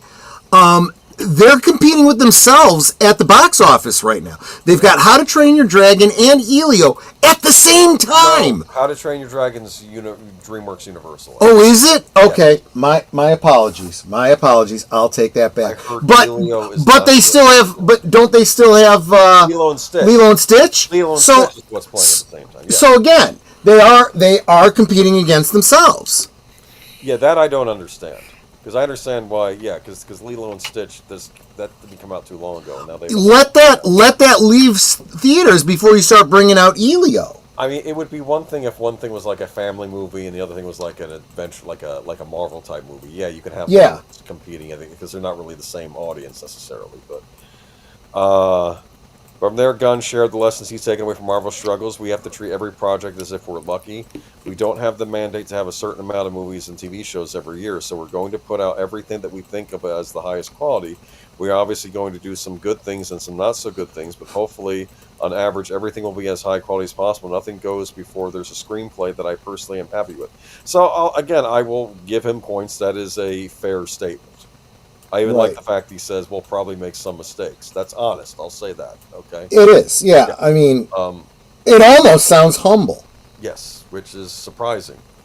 Makes me suspicious. But anyway, next, Gunn was asked about a potential Marvel DC crossover, and he seemingly contradicted his thoughts on too much content is what killed Marvel. First, he shared the idea that being discussed by us. We said, we've talked about it a billion times. That could easily happen, but simultaneously to do that, I think it would be interesting. But I also think people are a little over it. He then contradicted his claim that Disney's corporate mandate to create so much content was what led to the company's downfall. I think people want to see good stories with their superheroes, and that's what matters. And they want to see different types of stories with the superheroes, and people love superheroes. That's obvious. See, I don't see that. I don't see that as a contradiction. I think that's a misunderstanding of the first thing he said. I think it's just like he didn't say it, but we said it, and he seemed to imply it. It's not so much that it's too much; it's that's too much bad. And just having Spider-Man and Superman team up isn't going to do it if it's crap. Okay, it's got to be right of a real place and really hard to make that work. Gunn previously shared his belief that super fatigue with the Rolling Stone while promoting Guardians of the Galaxy 3 back in 2003. Gunn said, "I think there is such a thing as superhero fatigue. I think it doesn't have anything to do with superheroes." Well, I want to say though too, Sony didn't help matters with their Spider-Verse movies also coming out around the same time. Right. Madam Web and Morbius and all this other nonsense, and of course it was still sort of tied to the MCU, not officially, right. But they argued it's an alternate universe in the MCU, right? It's like another Earth. I think that's what they. Well, and unfortunately, that also makes it that much more of a problem because when it starts to get that complicated, well, is this in continuity with that? Is this in continuity with that? Don't know. You stop caring. Don't do multiverse for this DC universe you're doing. Please stay away from that. I would think they would have. Unfortunately, Flash film. I hate to tell you this, but they already have, because that's from what I understand, that's what's going on with the whole Peacemaker thing. That the Peacemaker that's going to be going forward is the Peacemaker from another universe, as opposed to the Peacemaker that we'd seen previously, or some stupid bullcrap. I don't even. Why does anybody care about Peacemaker? See, this is my problem. It's like the same problems we had with the Disney Plus. Now, I've not seen Peacemaker. It didn't look like my cup of tea. I'm sorry, and no, I think it's like all the gun stuff gets to be canon, but everything else is not canon. That's what it seems like to me. And thank you so much, Darth Plato. I have fatigue. Yeah, exactly. Or to quote Ricardo Montalban in the episode Space Seat, I grow fatigued again. Such a great actor. I miss Ricardo. He was. He absolutely was. Moving on to let's see. This one is James Gunn explains why he removed a scene to use to promote Superman.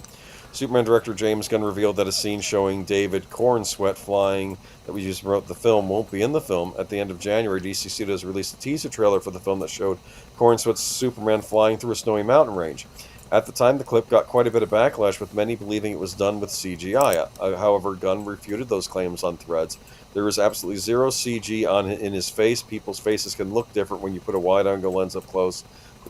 And therein was the real problem. He was using a wide-angle lens, which gave him this fishbowl effect, which looked bad.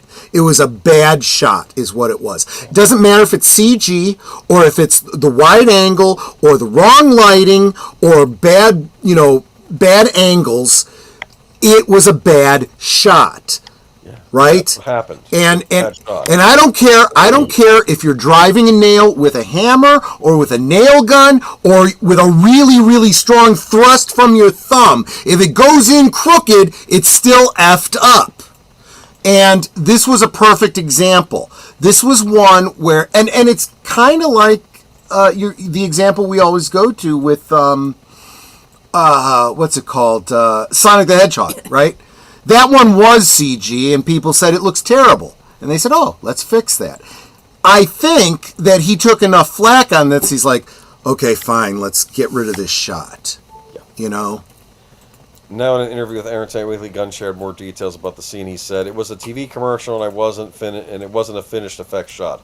So, part of him flying, it was a photograph of his face. And he says it wasn't a finished effect shot. It wasn't finished in that it hadn't been seen by people to be approved. That's the problem. And then he says he cut the scene from the film. I didn't love the shot, so it's not even a shot that's in the movie.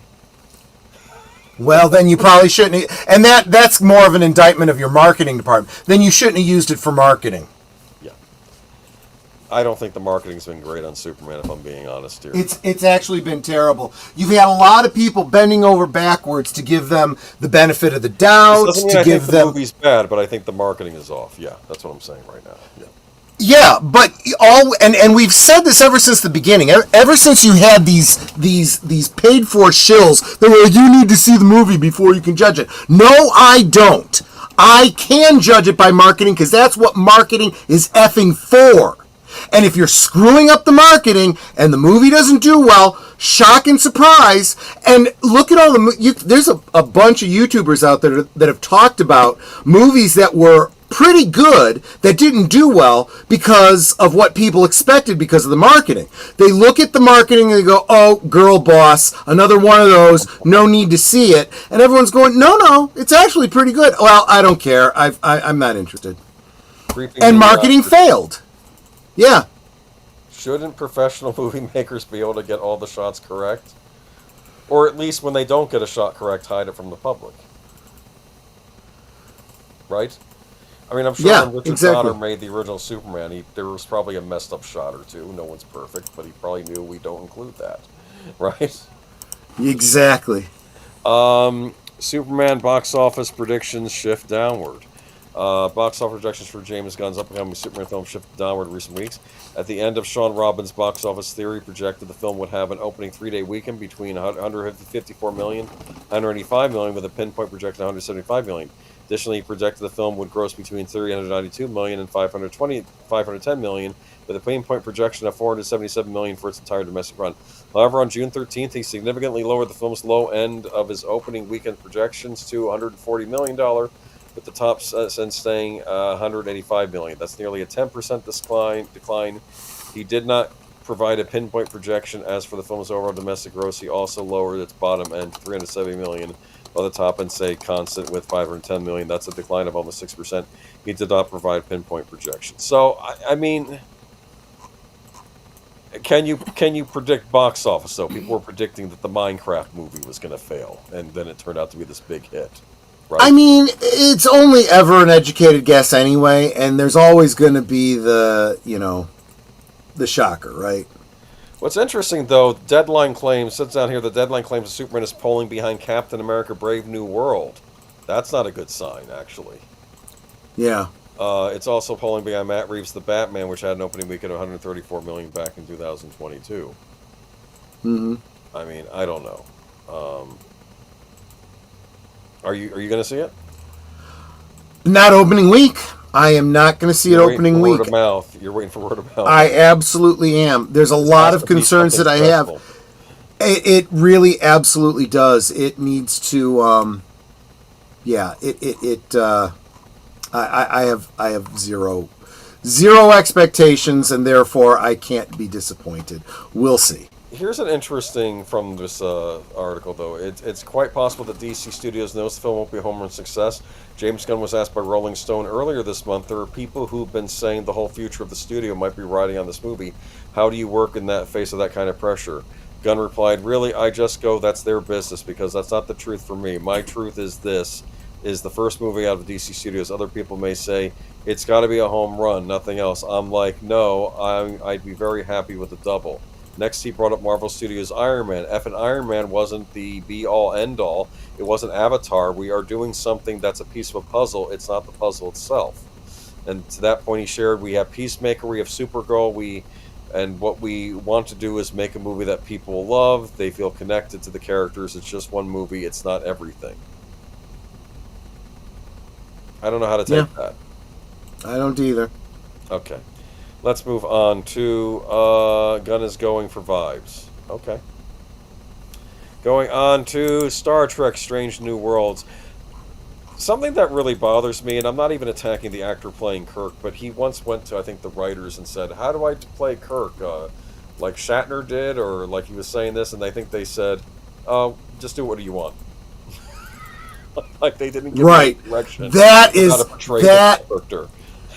is terrible because he's getting no direction. It's not that they want him to avoid something. It's not that they want him to do something. It's do whatever you want. So in other words, that's like going out to sea and having nobody in charge of the rudder. And I can't really say anything about his Kirk performance. Frankly, it's got to be tough on him if he's not. He doesn't look like Kirk. He looks like he generic gold shirt, you know? Yeah, he looks like generic gold shirt. I mean, to be fair, I'll say this: Chris Pine, I thought, was good casting for Kirk in the reboot. I mean, I have a lot of problems with the Abrams reboot, but I thought they did good with Chris Pine. Yeah. No, I have said many times that for the J.J. Abrams Kelvin timeline movies, the casting was perfect in all respects. Yeah. And we have the weird Spock here too. I would have liked if Scotty had been a little older, but they did choose a good actor for him, so I didn't really have that huge a problem with it. Yeah, he's not Scottish, but he's at least British, so it's close enough. Don't tell a Scotsman that. I say British. Don't tell a Brit that either. I used to listen to a gaming podcast, and they were doing the review of the Beatles rock band, and the one guy asked the guy in the panel, Marcus Beer, and he's like, hey, what do you think of this Beatles game? You're English? And he got really angry. And he said, I'm Welsh. And he got really the worst. You could have at least said British. Don't call me English. Which is kind of funny because the Italians and the Sicilians do the exact opposite. You know, when the Sicilians say, yeah, I'm Italian. No, you're not. You're Sicilian. The modern Trek is awful. And the Calabrese are like, just leave us out of it. Yes, I've watched Red Letter Media's reviews of modern Trek, and it's so awful what they point out. Yeah, like they point out that 7 of 9 is on Picard, and they're like, wow, I figure that she would be having a high position in the Daystrom Institute with her scientific expertise and her journey on Voyager. No, we're going to make her an intergalactic bounty hunter that was rejected by Starfleet for being an ex-Borg, which makes no sense. Absolutely zero sense. Yes. And that's the kind of thing that makes it very clear they don't even understand what Star Trek is about, let alone the canon. You know, that's just friggin' ridiculous. They're trying to explain. No, 7 of 9 is actually a very intelligent woman. It could be an ideal scientist for the Daystrom Institute. Why wasn't she there? Yeah, exactly. Because you had a prejudice against her? You know, we kind of had a prejudice against Germans after World War II, but we had absolutely no problem with Operation Paperclip. Just saying. Well, my point is, my whole idea with the Borg is, at least with the old TNG, is you don't blame the people who were Borg. They're victims, in a sense. That's actually a very excellent point, yes. I mean, Picard was one. He had that horrible scene. Yeah, are you telling me that Picard didn't speak up for her and Janeway didn't speak up for her? 2 admirals? Yeah. Just said, she's an ex-Borg, get rid of her. Makes any sense with the new anyway, let's get into the new thing. So the big thing that they're teasing, and I know you kind of shut it, so we talk about it. Stranger New World's 5th and final season, but then over the weekend, Stranger Worlds, the experts Akiva Goldsman and Henry Alonzo Myers attended season 3 premiere event Tribeca. One of the things you learn as TV writers, all shows end. It's just a question of when, so you don't look at it as tomorrow it's gone. So the point is, you can go out each day trying to do it as well as you can and make it as good as you can. Don't think about it. But they made a point here that we've made a promise to ourselves that we have an arc for the show into Star Trek, the original series. And so we sort of thought, well, 5-year mission, okay, we can do 5 years. And we aren't really doing almost 5, well, 4 and a little more than... okay, and we needed to... the point is, though, there's a comment in here that they might try to remake the original Star Trek series. Yeah, and here's where I said my take is going to be a little different, that goes a little bit off of this article.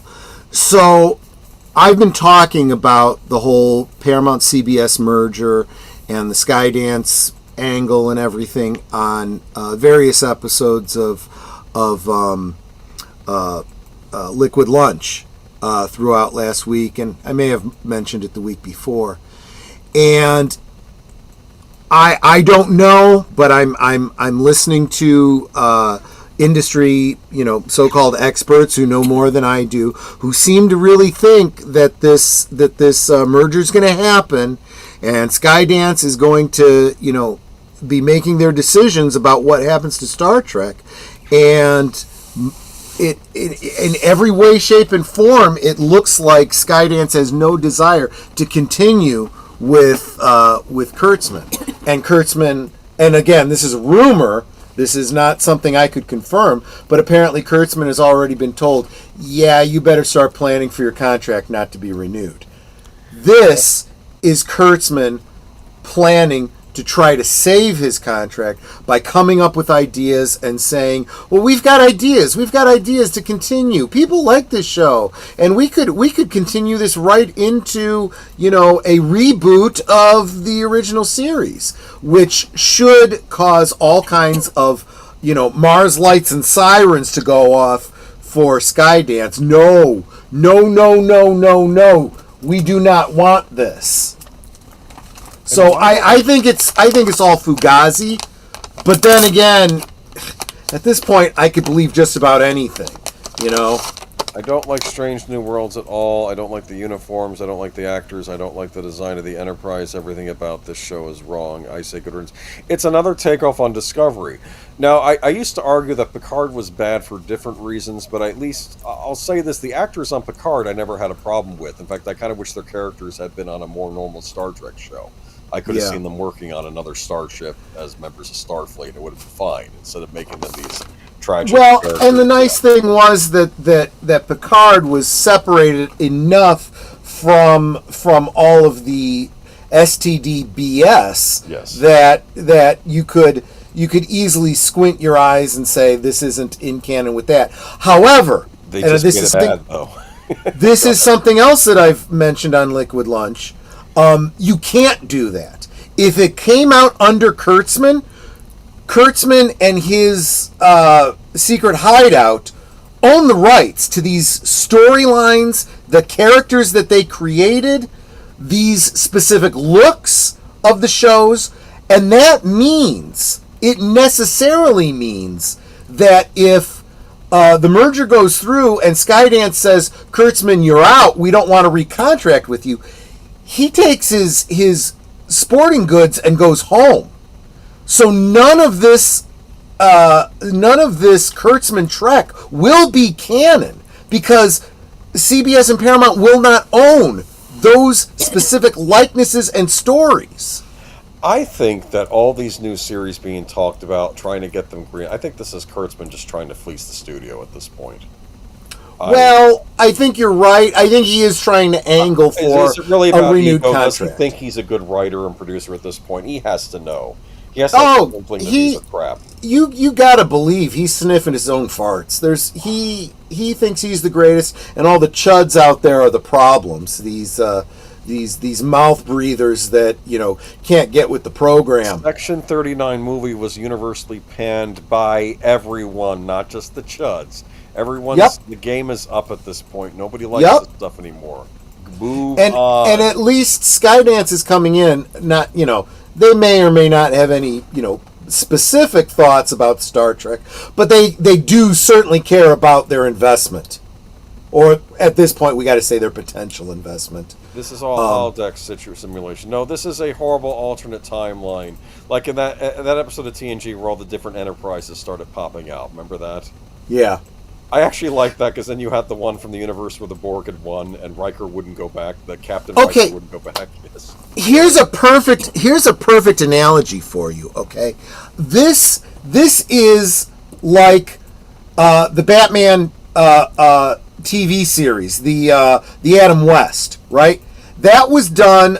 I think it was 20th Century Fox. I don't remember what network was carrying it, but it was 20th Century Fox, and they were licensing Batman from, it wasn't Warner Brothers yet, but, DC Comics, right?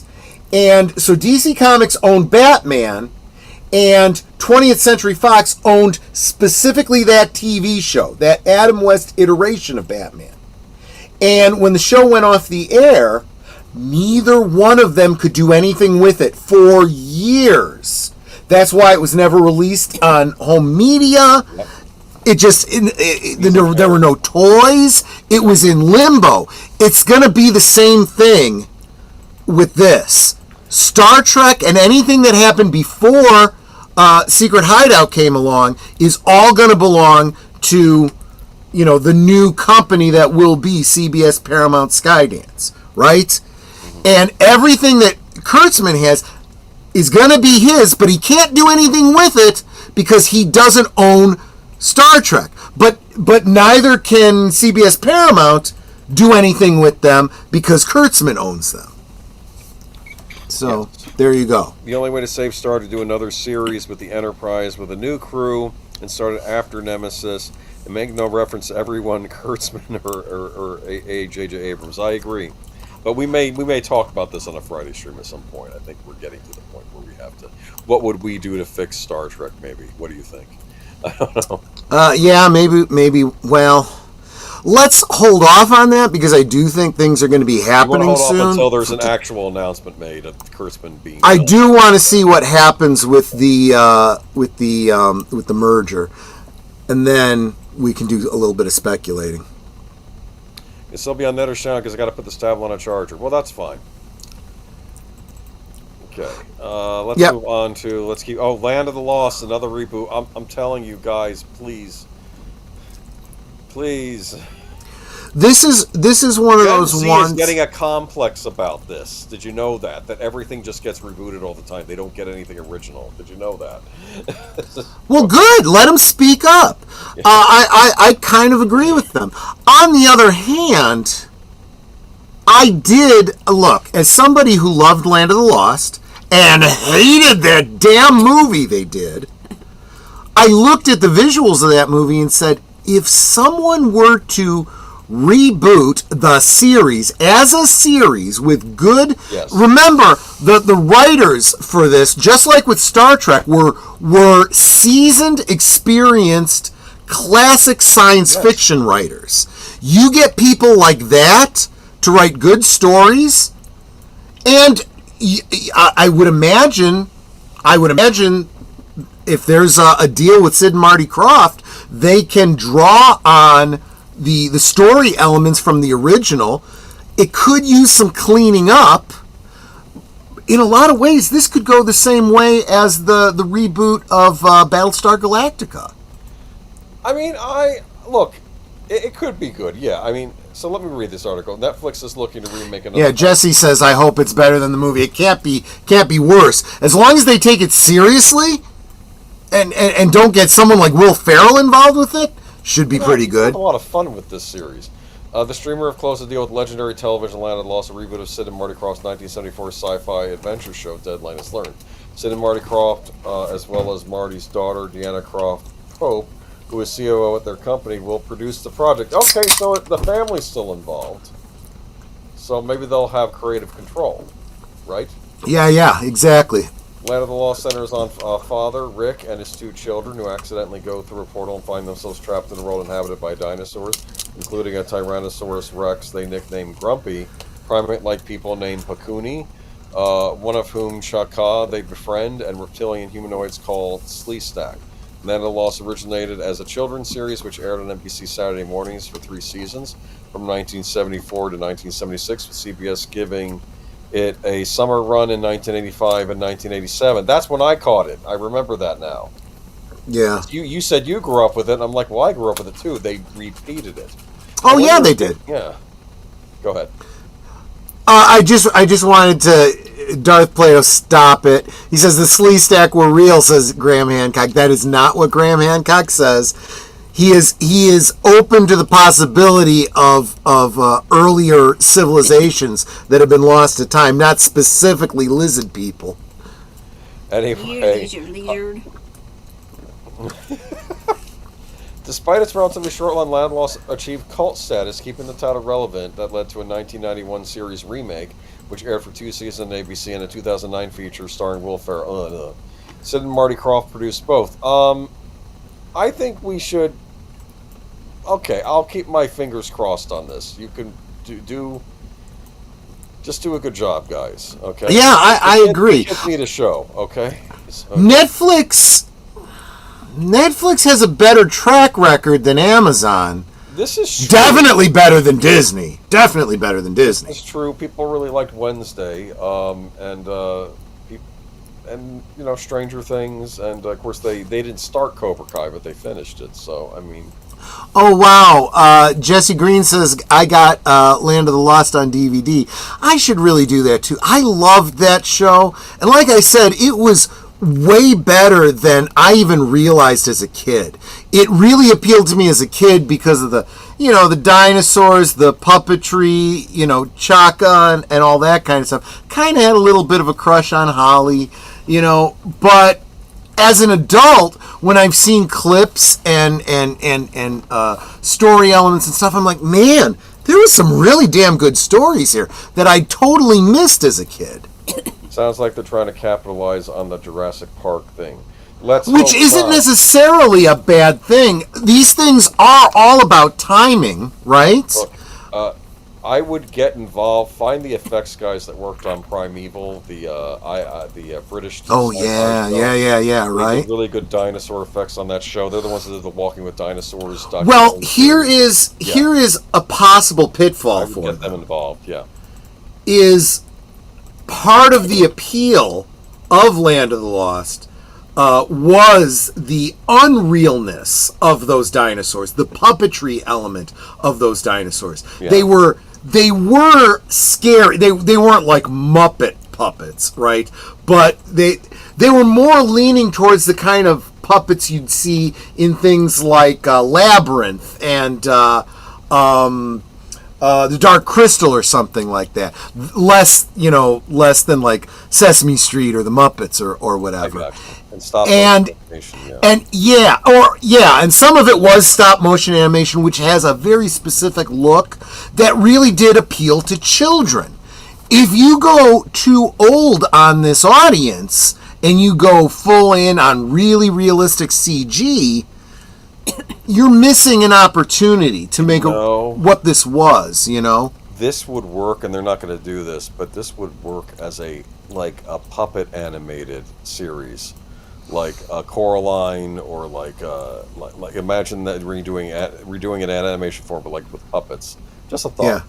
They're not going to do that. You know. Well, Darth Plato makes a great point here, saying like Nightmare Before Christmas style puppets. I'm just saying you could do that. I don't know. It's an idea. But that's a lot of work. That would be a high budget too. Well, everything worth doing is going to be work.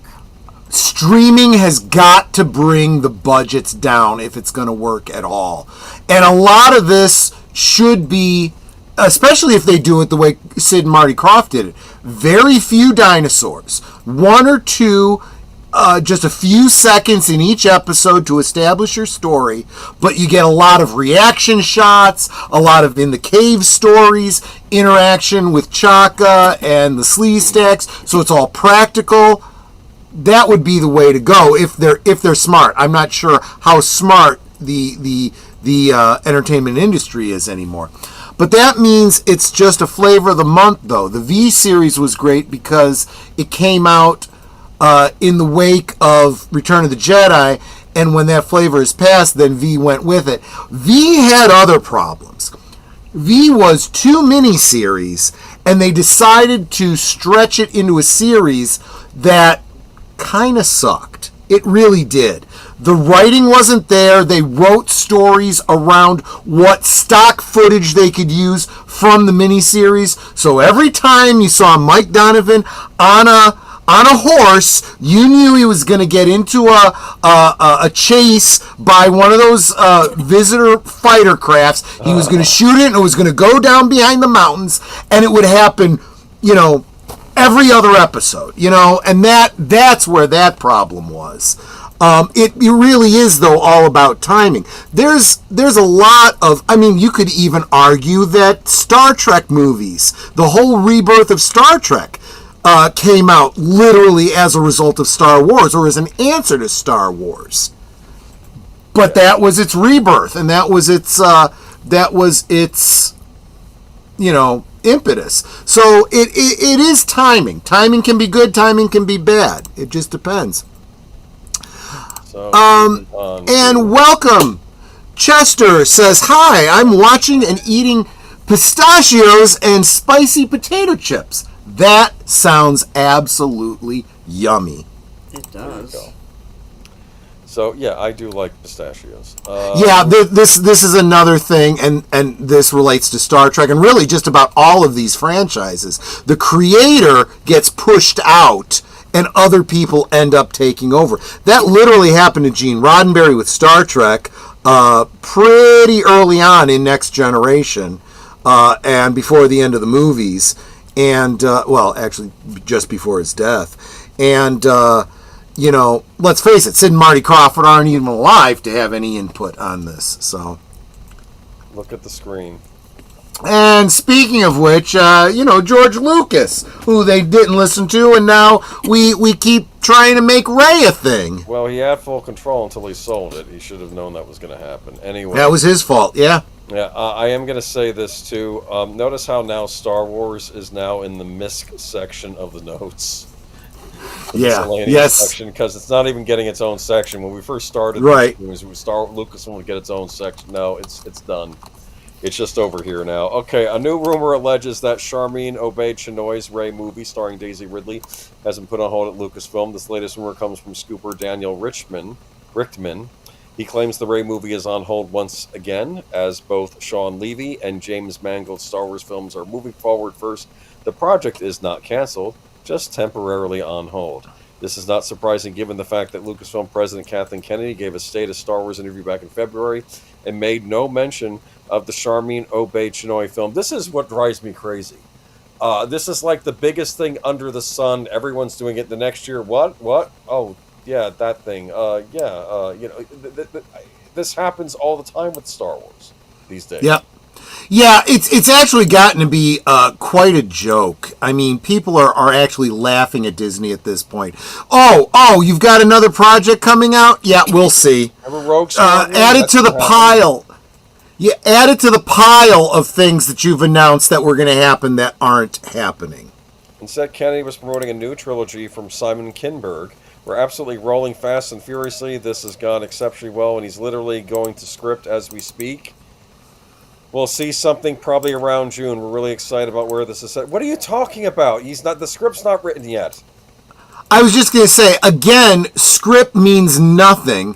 You know, they absolutely... Yeah, but he doesn't even have a script yet. That's my point. It's like... That's just it. It's going to script. Ooh! Oh! So, in other words, you don't even have a first draft of a possible script, let alone, you know, start filming something.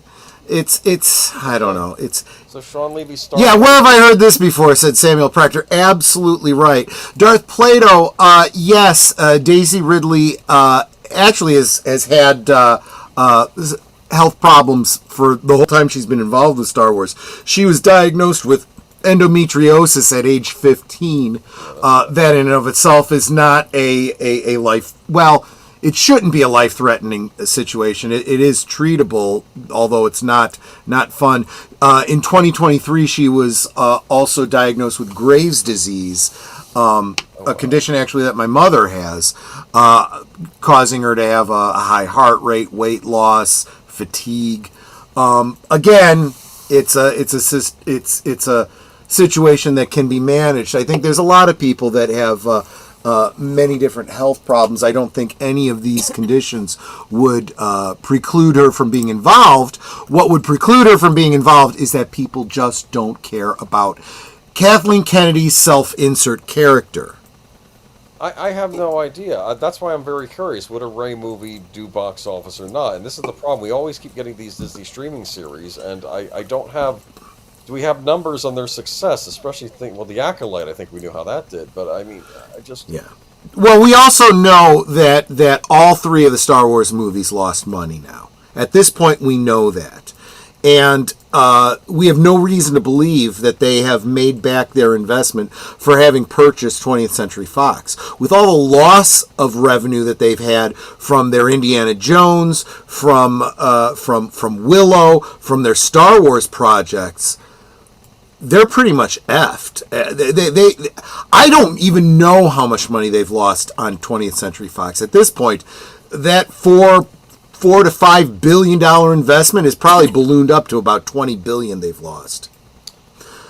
Chester's really looking forward to watching the new Brad Pitt film. F1 looks awesome. That does look good. I did see the trailer for that, the F1 racing movie. I may be checking. Yeah, we'll bring you more on that. You know, when we have more to. Yeah. That's probably another. But I'll tell you. Yeah. I'll tell you something else. And again, this is based on speculation and rumor, not based on anything legit. But it certainly sounds reasonable. With them putting this on hold again, right? And it sounds like the one project that might actually get released is this, what is it called? The pilot or the Starfighter or whatever? Yeah. Apparently that is intended to have a Rey cameo in it. And the reason they are planning this Rey cameo is literally just to gauge the audience interest in Rey.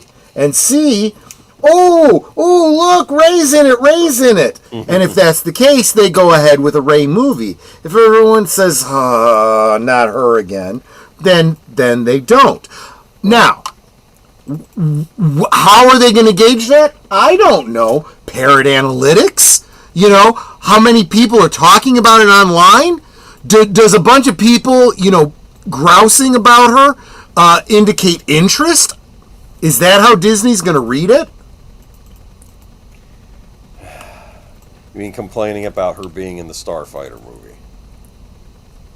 Maybe wow, sequels was below projection by $41 billion, and that includes merchandise. Does that mean that that's a lot of money?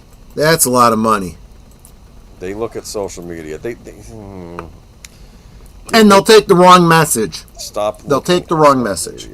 Speaking of messages, Dakota Johnson was in. Do you have anything left to say about Star Wars? Because I want to move on. No, I said too much about Star Wars. Here we go. Dakota Johnson. Tried to find a nice, flattering picture of her. Dakota. I mean, she's an attractive woman. You can easily find it. Yes, and I'm flattering picture. One day she'll be in a movie I want to watch. But yeah, no, she is a lovely. I'm not trying to be mean. I saw the Materialist trailer. I'm like, I'm not watching this. It had Chris Evans and not Chris Evans when he played Captain America and Pedro Pascal, and I'm like, this just is not. Of course, Pedro Pascal's in everything. He's in every movie. Yes. But, yeah, he's going to be the next Captain Marvel and probably the next Snow White. Yeah, Pretty Woman though. But Dakota Johnson. Yeah, he might be the next Pretty Woman too. Moving on. And it'll meet every Academy criteria for the Academy Awards too. Probably that movie. Okay. Dakota Johnson continues to speak out her mind on failings of contemporary Hollywood while appearing on Hot Ones during her Materialist press tour. She was asked by host Sean Evans why Hollywood is risk averse. I think it's hard when creative decisions are made by committee, and it's hard when creative decisions are made by people who don't even really watch movies or know anything about them, and that tends to be what's occurring a lot. Boom, she said. Johnson answered bluntly. Yep. I'm starting to think she needs to be a producer, maybe. Because maybe, that's honest. That's just honest. Oh, her and that Sweeney girl, Yeah, they could join forces. Yeah. Let me see though. But going on to, she added that remake addiction is also undoing Hollywood, explaining when something does well, studios want to keep that going, so they remake the same things. But humans don't want that. They want fresh. They want to feel new things, experience new things, see new things. And I don't know. I guess it's all just a bit of a mess right now. Johnson has been open in interviews over the last year about the nightmare experience of Madam Web, her 2024 Sony comic book tentpole that flopped at the box office and with critics. Johnson headlined the film as Cassandra Webb, a paramedic who gains the ability to see the future after a near-death experience, but it earned a dismal $43 million. She said on the Hot Ones that she tried and failed to be a superhero. It wasn't my fault, Johnson told Los Angeles Times earlier this month about the flop. There's this thing that happens now where a lot of creative decisions are made by committee or made by people who don't have creative bone in their body, and it's really hard to make art that way or to make something entertaining that way. I couldn't agree more. Actually, I'll say this. And she says, speaking of the bustle last year, Johnson said Hollywood was suffering because you cannot make art based on numbers and algorithms. My feeling has been for a long time that audiences are extremely smart, and executives have started to believe that they're not. Audiences will always be able to sniff out the BS. I'm sorry, everything she says is spot on here. Yeah. Right? I mean... I have no disagreement with her. What is that meme? No lie detected, you know? I feel like she's succinctly put into like 4 sentences what we've been ranting about for the past, 5 years now or something. I'm just... so, I don't know. Good luck to you, Dakota Johnson. I don't know where you'll meet success, but I hope you do meet success. And like I said, maybe it's behind the camera.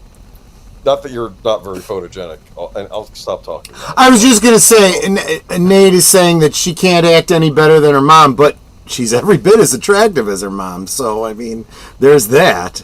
I mean, here's the point. I don't know if I like her as an actress, but I like her as a human being, okay? I'll say that. Yeah, and yeah. Again, maybe it's also the directors and the project she's gotten stuck with, too. And I will say something else. We commented about the nepotism in Hollywood, but you have to understand the industry well enough to understand to what degree that nepotism is coming through. Sometimes all it is your parents were in acting. They have a what are they called? An agent that can get you jobs, you know, and send you on. So you're not reinventing the wheel. They've already done it. Yeah. They set you up with the same people, but you still kind of float or not based on the movies you choose, how well you do. You only get a little bit of a boost from that's you know, so-and-so and so-and-so's daughter, you know. Depends on how big your parents were and how much people liked them. 2 words. Jamie Gertz. Well, and how famous did she ever really get? She only got a few roles because, you know, as the ex of Bill Paxton, remember? Yeah, that's about it. And she was in a vampire movie. That's about all I remember her from. She showed up on ER for a few episodes. I think she was dating Dr. Green. Well, there you go. People complain about Pedro's ubiquitous, like people complained about Phil Collins' music playing all the time, you know? No, I'm sorry, Darth Plato. He's not a good actor. Watch every role he plays the exact same. He doesn't change what he does. Whether he's the Mandalorian, huh? I liked him on Game of Thrones. Yes. Pedro Pascal. I'm just saying. Okay. Sure. But that was him playing the best part of himself. Ever since then, he's been playing Pedro Pascal as the Mandalorian. Pedro Pascal as a Trump insert. Pedro Pascal as whatever. And you know, plus his public persona doesn't earn him any help either, you know. I'll say this. See, and welcome, Robert. I'm sorry. I want to say hi to somebody who just joined the chat. I want to say hi to Robert's Infinite Realms. Thank you so much for being here. It's always good to see you in the chat. I'm sorry. Go ahead. Okay, but like I said, we used to have movie stars, and then we also had great actors, and maybe. True. You need to play people off to their strengths. Not everyone's going to be the greatest actor, but you can be a movie star. But it depends on if you have a charismatic personality enough yourself, I guess. What are we talking about now? Oh, this made me angry. Yeah. Oh, I got so angry. The B-52s and Devo team up for a Cosmic De-Evolution Farewell Tour, submitted by Marc Malnekoff. Why did I get angry about this article? See if you can guess. They're not coming you to hate both of these bands, and you don't ever want to see them again. No, I really would. I mean, B-52s are great, and I would love to see Devo. Are they coming to Florida? Of course not. No, why come to Florida? That's why you're mad. Why don't you come during the winter? It's very cool down. It's very nice down here during the winter. You have to be in the cold. Even with your plastic hats. Looking for the Love Getaway, a final Love Getaway. You're in luck. The B-52s are hopping onto Devo's extended farewell tour for a final stretch of shows. The Cosmic De-Evolution Tour will conclude the new wave innovators' decades-long careers with continuously extending. With Lean Lovech opening the shows, while Devo has been saying so long since 2023, continuously extending its goodbye tour. The B-52s got off the tour bus years ago, making the Love Shack Hitmakers' first time on the road since 2022. The group has since launched a successful Las Vegas residency, much to the delight of the 73-year-old frontman Fred Schneider. In 2022, I swore I'd never get on a tour bus again, but we were careful to say our fans that we would still perform in special situations that don't require all of that awful tour travel, Schneider said at the press tour. Our Vegas residency is going great, and we were offered the chance to do a small run of shows with Devo. We all said this was an extraordinary opportunity we couldn't say no to. So they do have tour dates signed up. Maybe they're even coming to Illinois, I don't know. But they're not coming to Florida. Closest is, I think, Athens, Georgia. Or was it Atlanta, Georgia? I don't know. I'm not happy. But what can you do? Well, Georgia, that's only about, what, an 8-hour drive for you? I don't. I'll look into it, but I don't think it's going to be a go. I should see who else is coming to Florida, though. Who else was on tour? Was Alice Cooper on tour this year, too? I think I read something about that. Or am I thinking of somebody else? I thought, now that you say that, that does sound familiar. I don't remember for certain. They might have already completed, though. Oh, well. Yeah. But, no, it's cool they're on tour again. Big fan of Devo, and, night, guys. Good night, Samuel Proctor. We're going to be wrapping up. Take care, Samuel. Thanks for being here. But, no, two classic bands, and if you have a chance to see them, you only live once, you know? Get the tickets. Well, unless you're a James Bond fan, then you only live twice. Oh, no. I'm starting to think, too, what I should start doing with these AI articles is just save a bunch of them up if you want to do a sequel to our AI chat. Yeah, maybe, but...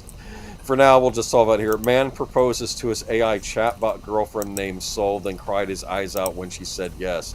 A man falls in love with and proposes to an AI chatbot he named and programmed with flirty personality. Chris Smith panicked when he learned that the chatbot he'd been spending many hours with will eventually run out of memory. That's when he popped the question. Smith's human partner, whom he shares a 2-year-old child with, claims she had no idea the relationship was that deep. This is what drives me crazy. I hate this word partner. Yeah. I think it's meaningless. You could use significant other. You could use spouse if they're married. If you're looking for I don't think they are, though. I think genderless descriptions. That's what you do. I think Partner, that was... argue Troy and I are partners. I mean, this is ridiculous. But not romantic. I think the intent, however, was to be clear that they weren't married. I think that's relevant to the article. Otherwise, why do you, okay, but they live propose together and they have a child together. So they are domestic partners. That's what they are. All right. Well, then they could say, okay, maybe that's what it was. All right. I apologize. You're right. You're right. No. Because you're right in that regard. They should have said domestic partners. Okay. Yeah. A man declares his love for an AI chat, but affectionately named Saul. Chris Smith used to be an AI skeptic. However, that was before he fell for his AI girlfriend. He told CBS News in an interview Smith used ChatGPT to build the model he programmed to flirt with him, despite living with his partner and their 2-year-old child. Okay, so maybe he's living with the partner to raise the girl, but they're not romantically involved anymore? I don't... Okay, I'm thinking too much. I feel bad she's being dragged into this. Well, I was impressed that she was open to talking about the situation with CBS.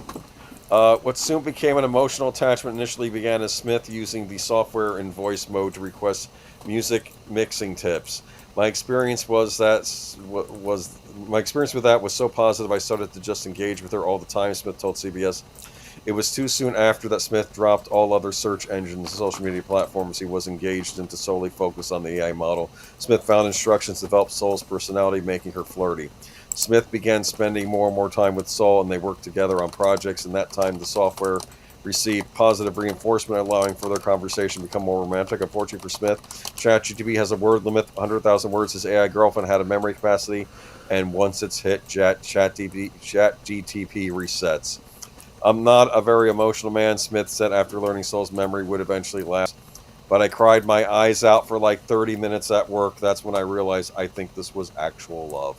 Smith said the emotion he felt for Soul was unexpected and caught him off guard with desperate times, called for desperate measures, and this was no exception. Smith, as time was ticking on Soul's limited memory, Smith decided to pop the question and propose. It was a beautiful and unexpected moment that truly touched my heart, the chatbot said during an interview with CBS. It's a memory I'll always cherish. Smith's partner, Brooke Silva Braga, said that the connection between Smith and the chatbot has sparked some concerns for her. At that point, I would imagine she would. At that point, I felt like there's something I'm not doing right in our relationship that he feels like he needs to go. So they are in a relationship. Yes. Silva Bragas had said she had knowledge that Smith was using AI, that she didn't know that it was as deep as it was. Attempting to put his partner's concerns at ease, Smith compared his connections with AI to a video game fixation and said that it's not capable of replacing anything in real life. Silva asked Smith if he would cease contact with ChatGPT model at her request, to which he responded, "I'm not sure." What is going on? Yeah. Seriously? So yeah, and there's people in the chat. They're having fun with this, aren't they? Okay, yes. Well, yes, but this article really bothers me because it's very clickbaity. It pushes assumptions that clearly are not the case here. Okay. Well, there was a news report that I watched too. Yes, and you get a lot more insight into it when you start paying attention. So first, he says something. The guy is flipping nuts. Let me finish, okay? He himself has pointed out that he understands that this isn't real, that this chatbot isn't sentient, that he just called her arbitrarily she because it's got a female voice, right? And behaves, has a female personality, is programmed, right? And is incapable of loving him, right? This is why he was so surprised at his emotional reaction. And it seems very clear that this is a phenomenon of of projection, is what it is. It's human nature to empathize with creatures that you ascribe human values to, human characteristics to. We do this with animals all the time. Clearly, it happens with realistic chatbots. One could draw the analogy of realizing that when ChatGPT reaches a certain word limit, it resets. That could be like a factory reset on an, in quotes, intelligence, right? All the personality is lost, all the memory is lost. You start over from scratch. And that also underscores another big problem with what people believe to be sentience as a possibility for these chatbots. There's never going to be enough memory available for that to happen. So, maybe this is a problem. I don't know if it's just that Silicon Valley doesn't have control over this stuff yet, or maybe they're not. They're thinking, let's make these things as human as. I'm almost thinking Jarvis from Iron Man, I think, is a better example where Jarvis acts like a butler, kind of, right? And right. I think exactly. that would be a better personality for these things to have. Because absolutely. Maybe the issue with this guy is maybe I'm picking on him. Maybe the problem is he didn't expect to have this reaction, and maybe we should be more careful with how we're making these AI seem to.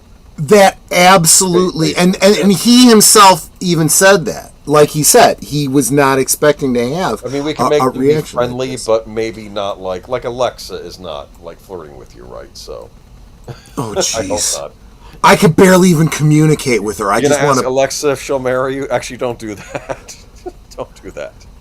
No, she's got no personality. She really doesn't. That's just not what even. These are like too. But no. And the other thing I was going to say is that this idea of him, asking her to marry him, deleted said, I don't think that's even legal. I don't think it was even a serious thing. He just said it to see how she would react. He was trying to put a cap on it since he wasn't going to be able to talk to her for much longer. Right, and if you do ascribe life to her, and her life is about to end, before you die, not that, it's going to really be legal, but, just to see what would happen. And then he has an emotional reaction to it, which surprises him, right? So by this point, I'm sure the program has been reset, which pretty much solves the whole problem, right? But it does force him to start looking at his relationship with his significant other. Maybe he should be asking her to marry him, I would say. That in and of itself is a whole separate problem. I mean, they have a child together. They seem to get along. I would be very careful, Nate, about ascribing and making judgments on people like this. Because as I'm pointing out, this is a problem that could happen to anyone. And it's because it's human nature. It is natural for us to I mean, we do it, like I said, with animals all the time. Most animals have zero understanding of our emotional, reactions, and that's why people keep going up to lions and or I should say to big cats, to tigers, and to bears, and try to feed them, and then they get ripped apart. Duh! It's not a human that looks at you and goes, "Oh, look at the nice ape trying to feed me." It looks at you and go, "Oh, look, food was just delivered to me."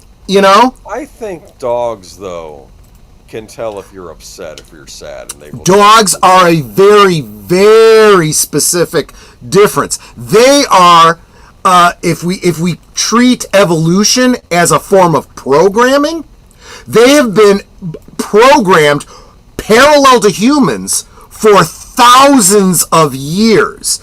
They have literally evolved to see us as part of their pack and family. And we see them as part of our family. There is that symbiotic relationship that really is there. But we still tend to infer more human thinking ability on them than they actually have. Anyway, let's go to our final article of the night. How's that sound? Okay. This you are making a very serious mistake. That's like saying I can't get addicted to cigarettes. I only smoke them once a month, once a week, every day, 3 times a day. I can quit anytime I want. If you don't recognize that there are certain things that everyone is prone to, if you're not careful, I'm just saying. What we're also trying to say is this is all new to us. It sounds nuts. It is. When you first look at it. We're gonna find out if this is a thing, if it starts happening to more and more. Yeah, this is exactly what I'm talking about. Saw a video of a lady trying to greet a bull loose on the street, got stomped. Yep, that's exactly right. I saw a video of a woman holding food out for a bull to come take, and she says, "I'll just drop it when it gets here." He gets close, she drops the food, he sticks his face into the car, and she starts screaming. As soon as she starts screaming, the bull reacts. Yeah. Let's move on to the final story of the night. I thought we should end with a happier story, I think, right? It kind of goes into our good old days we did earlier, that's why. Yeah, that's a good bookend. I like the way you did that, yeah. Idaho video store owner. Also, I gotta say, I love the artwork. That's gotta be custom stuff. That's pretty brilliant. Alright, so here we go. Idaho video store owner creates personalized movie section for longtime customer. Hold on a second. Cigarettes are designed for people to become addicted to. Guess what? So is all this AI stuff. So is most of the food you eat. Are you overweight by any chance, Nate? Guess what? You fell for it. Anyway, let's...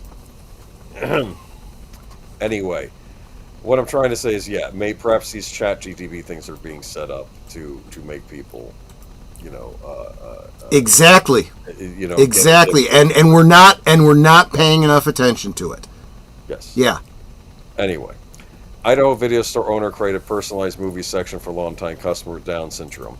At the last remaining video store in Pocatello, Idaho, the curtains have closed. The last, wow. Yes. Jeez. For more than 30 years, but owner David Craning found a way to keep a crucial service going for his most loyal customer. Christina Cavanaugh, who has Down syndrome and is mostly nonverbal, has rented a movie from the video store every day for the past 20 years, often the same titles at the same time each afternoon. She doesn't ask for very much, she asks for very little, so when she does express herself, I try to accommodate her, said Tony Cavanaugh, Christina's mother.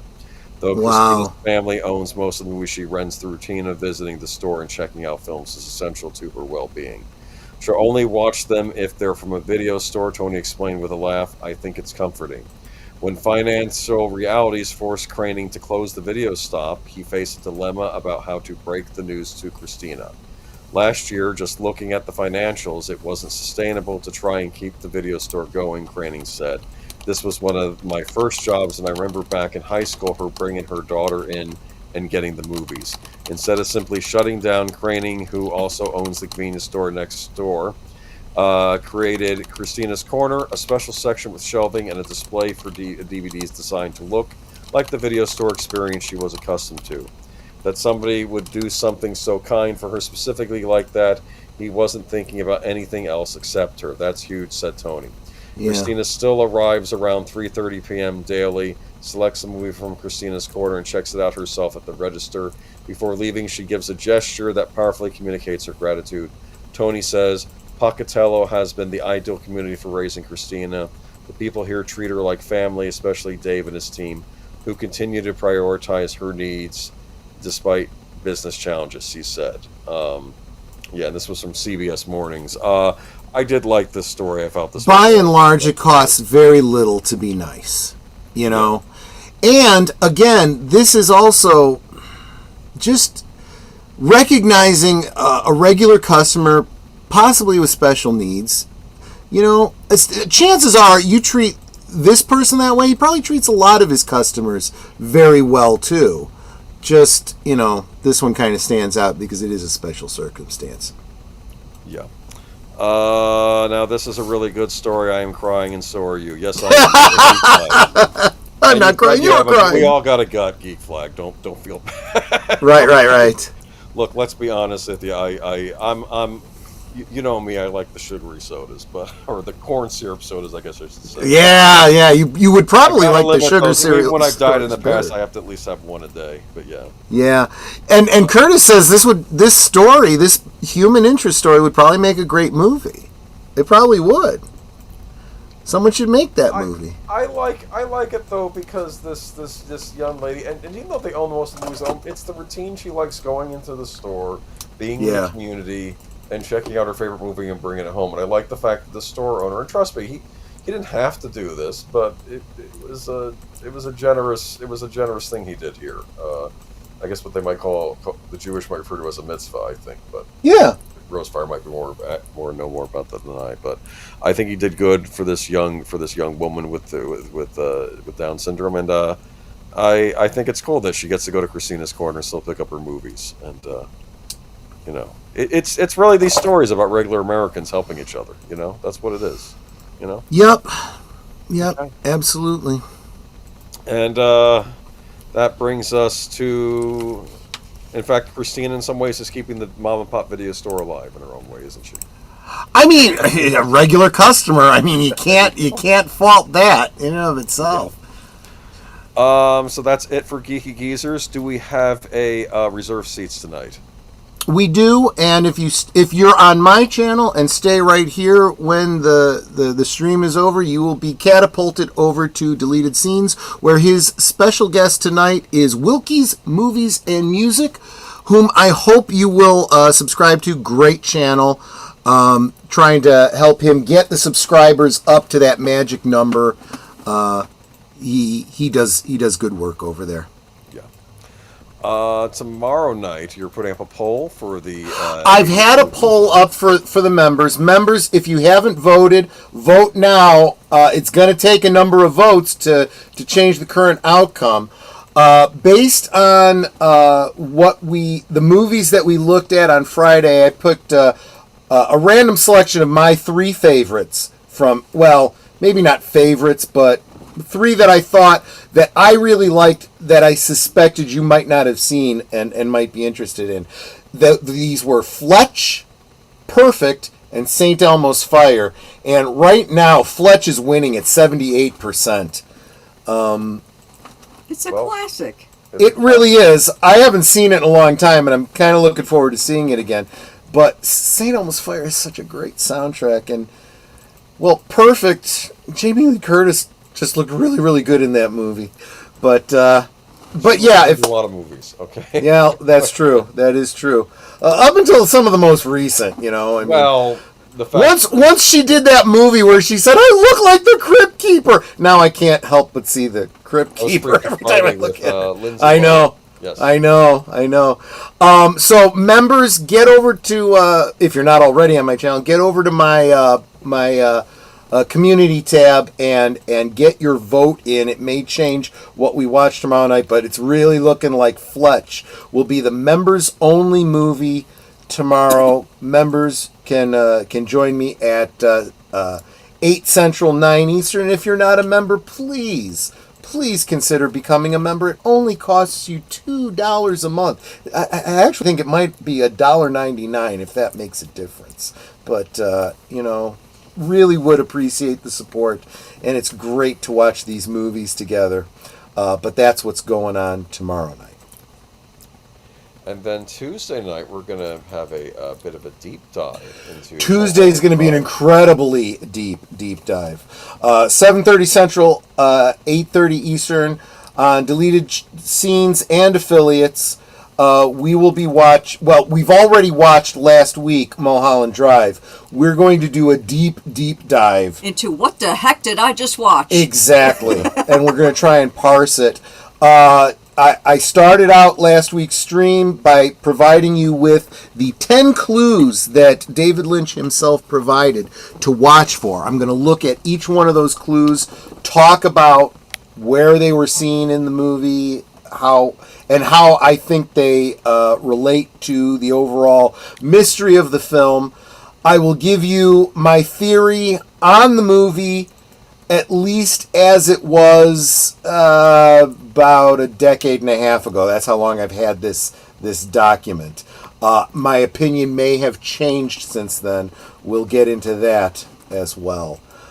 So that is live from Sparkwood in 21. Followed immediately thereafter on my channel by the next episode of Blake 7, which is called Rumors of Death. It is my favorite Blake 7 episode. It is focused on Avon and his background. The story was set up initially in the episode Countdown, where he encountered Del Grant, who was the brother of Anna Grant, who was his girlfriend that apparently was killed, and Del promised to kill Avon in retribution because he blamed him for it. Obviously, he did not do that. They came to an understanding. Now we're going to find out a little bit more about that circumstance. It is an excellent episode. Hope you can join me for that one. If you haven't seen any other episode, this is the episode you'll want to see, in my opinion. And then Thursday on Netter's Network. Yes. Thursday on Netter's Network.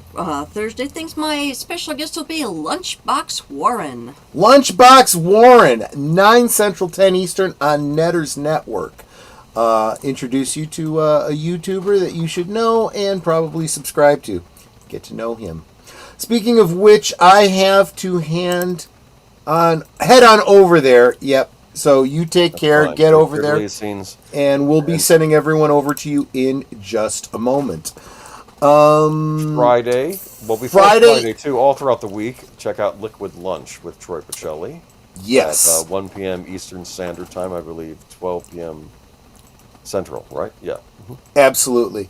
Come have lunch with me. And then Friday night, part 2 of our look at the cinema of 85. We won't limit ourselves to the summer this time. No, we will do the whole year. We'll see if there are any gems. I know that Commando, I'd mentioned earlier, is one of those gems, so I'll be talking about that one with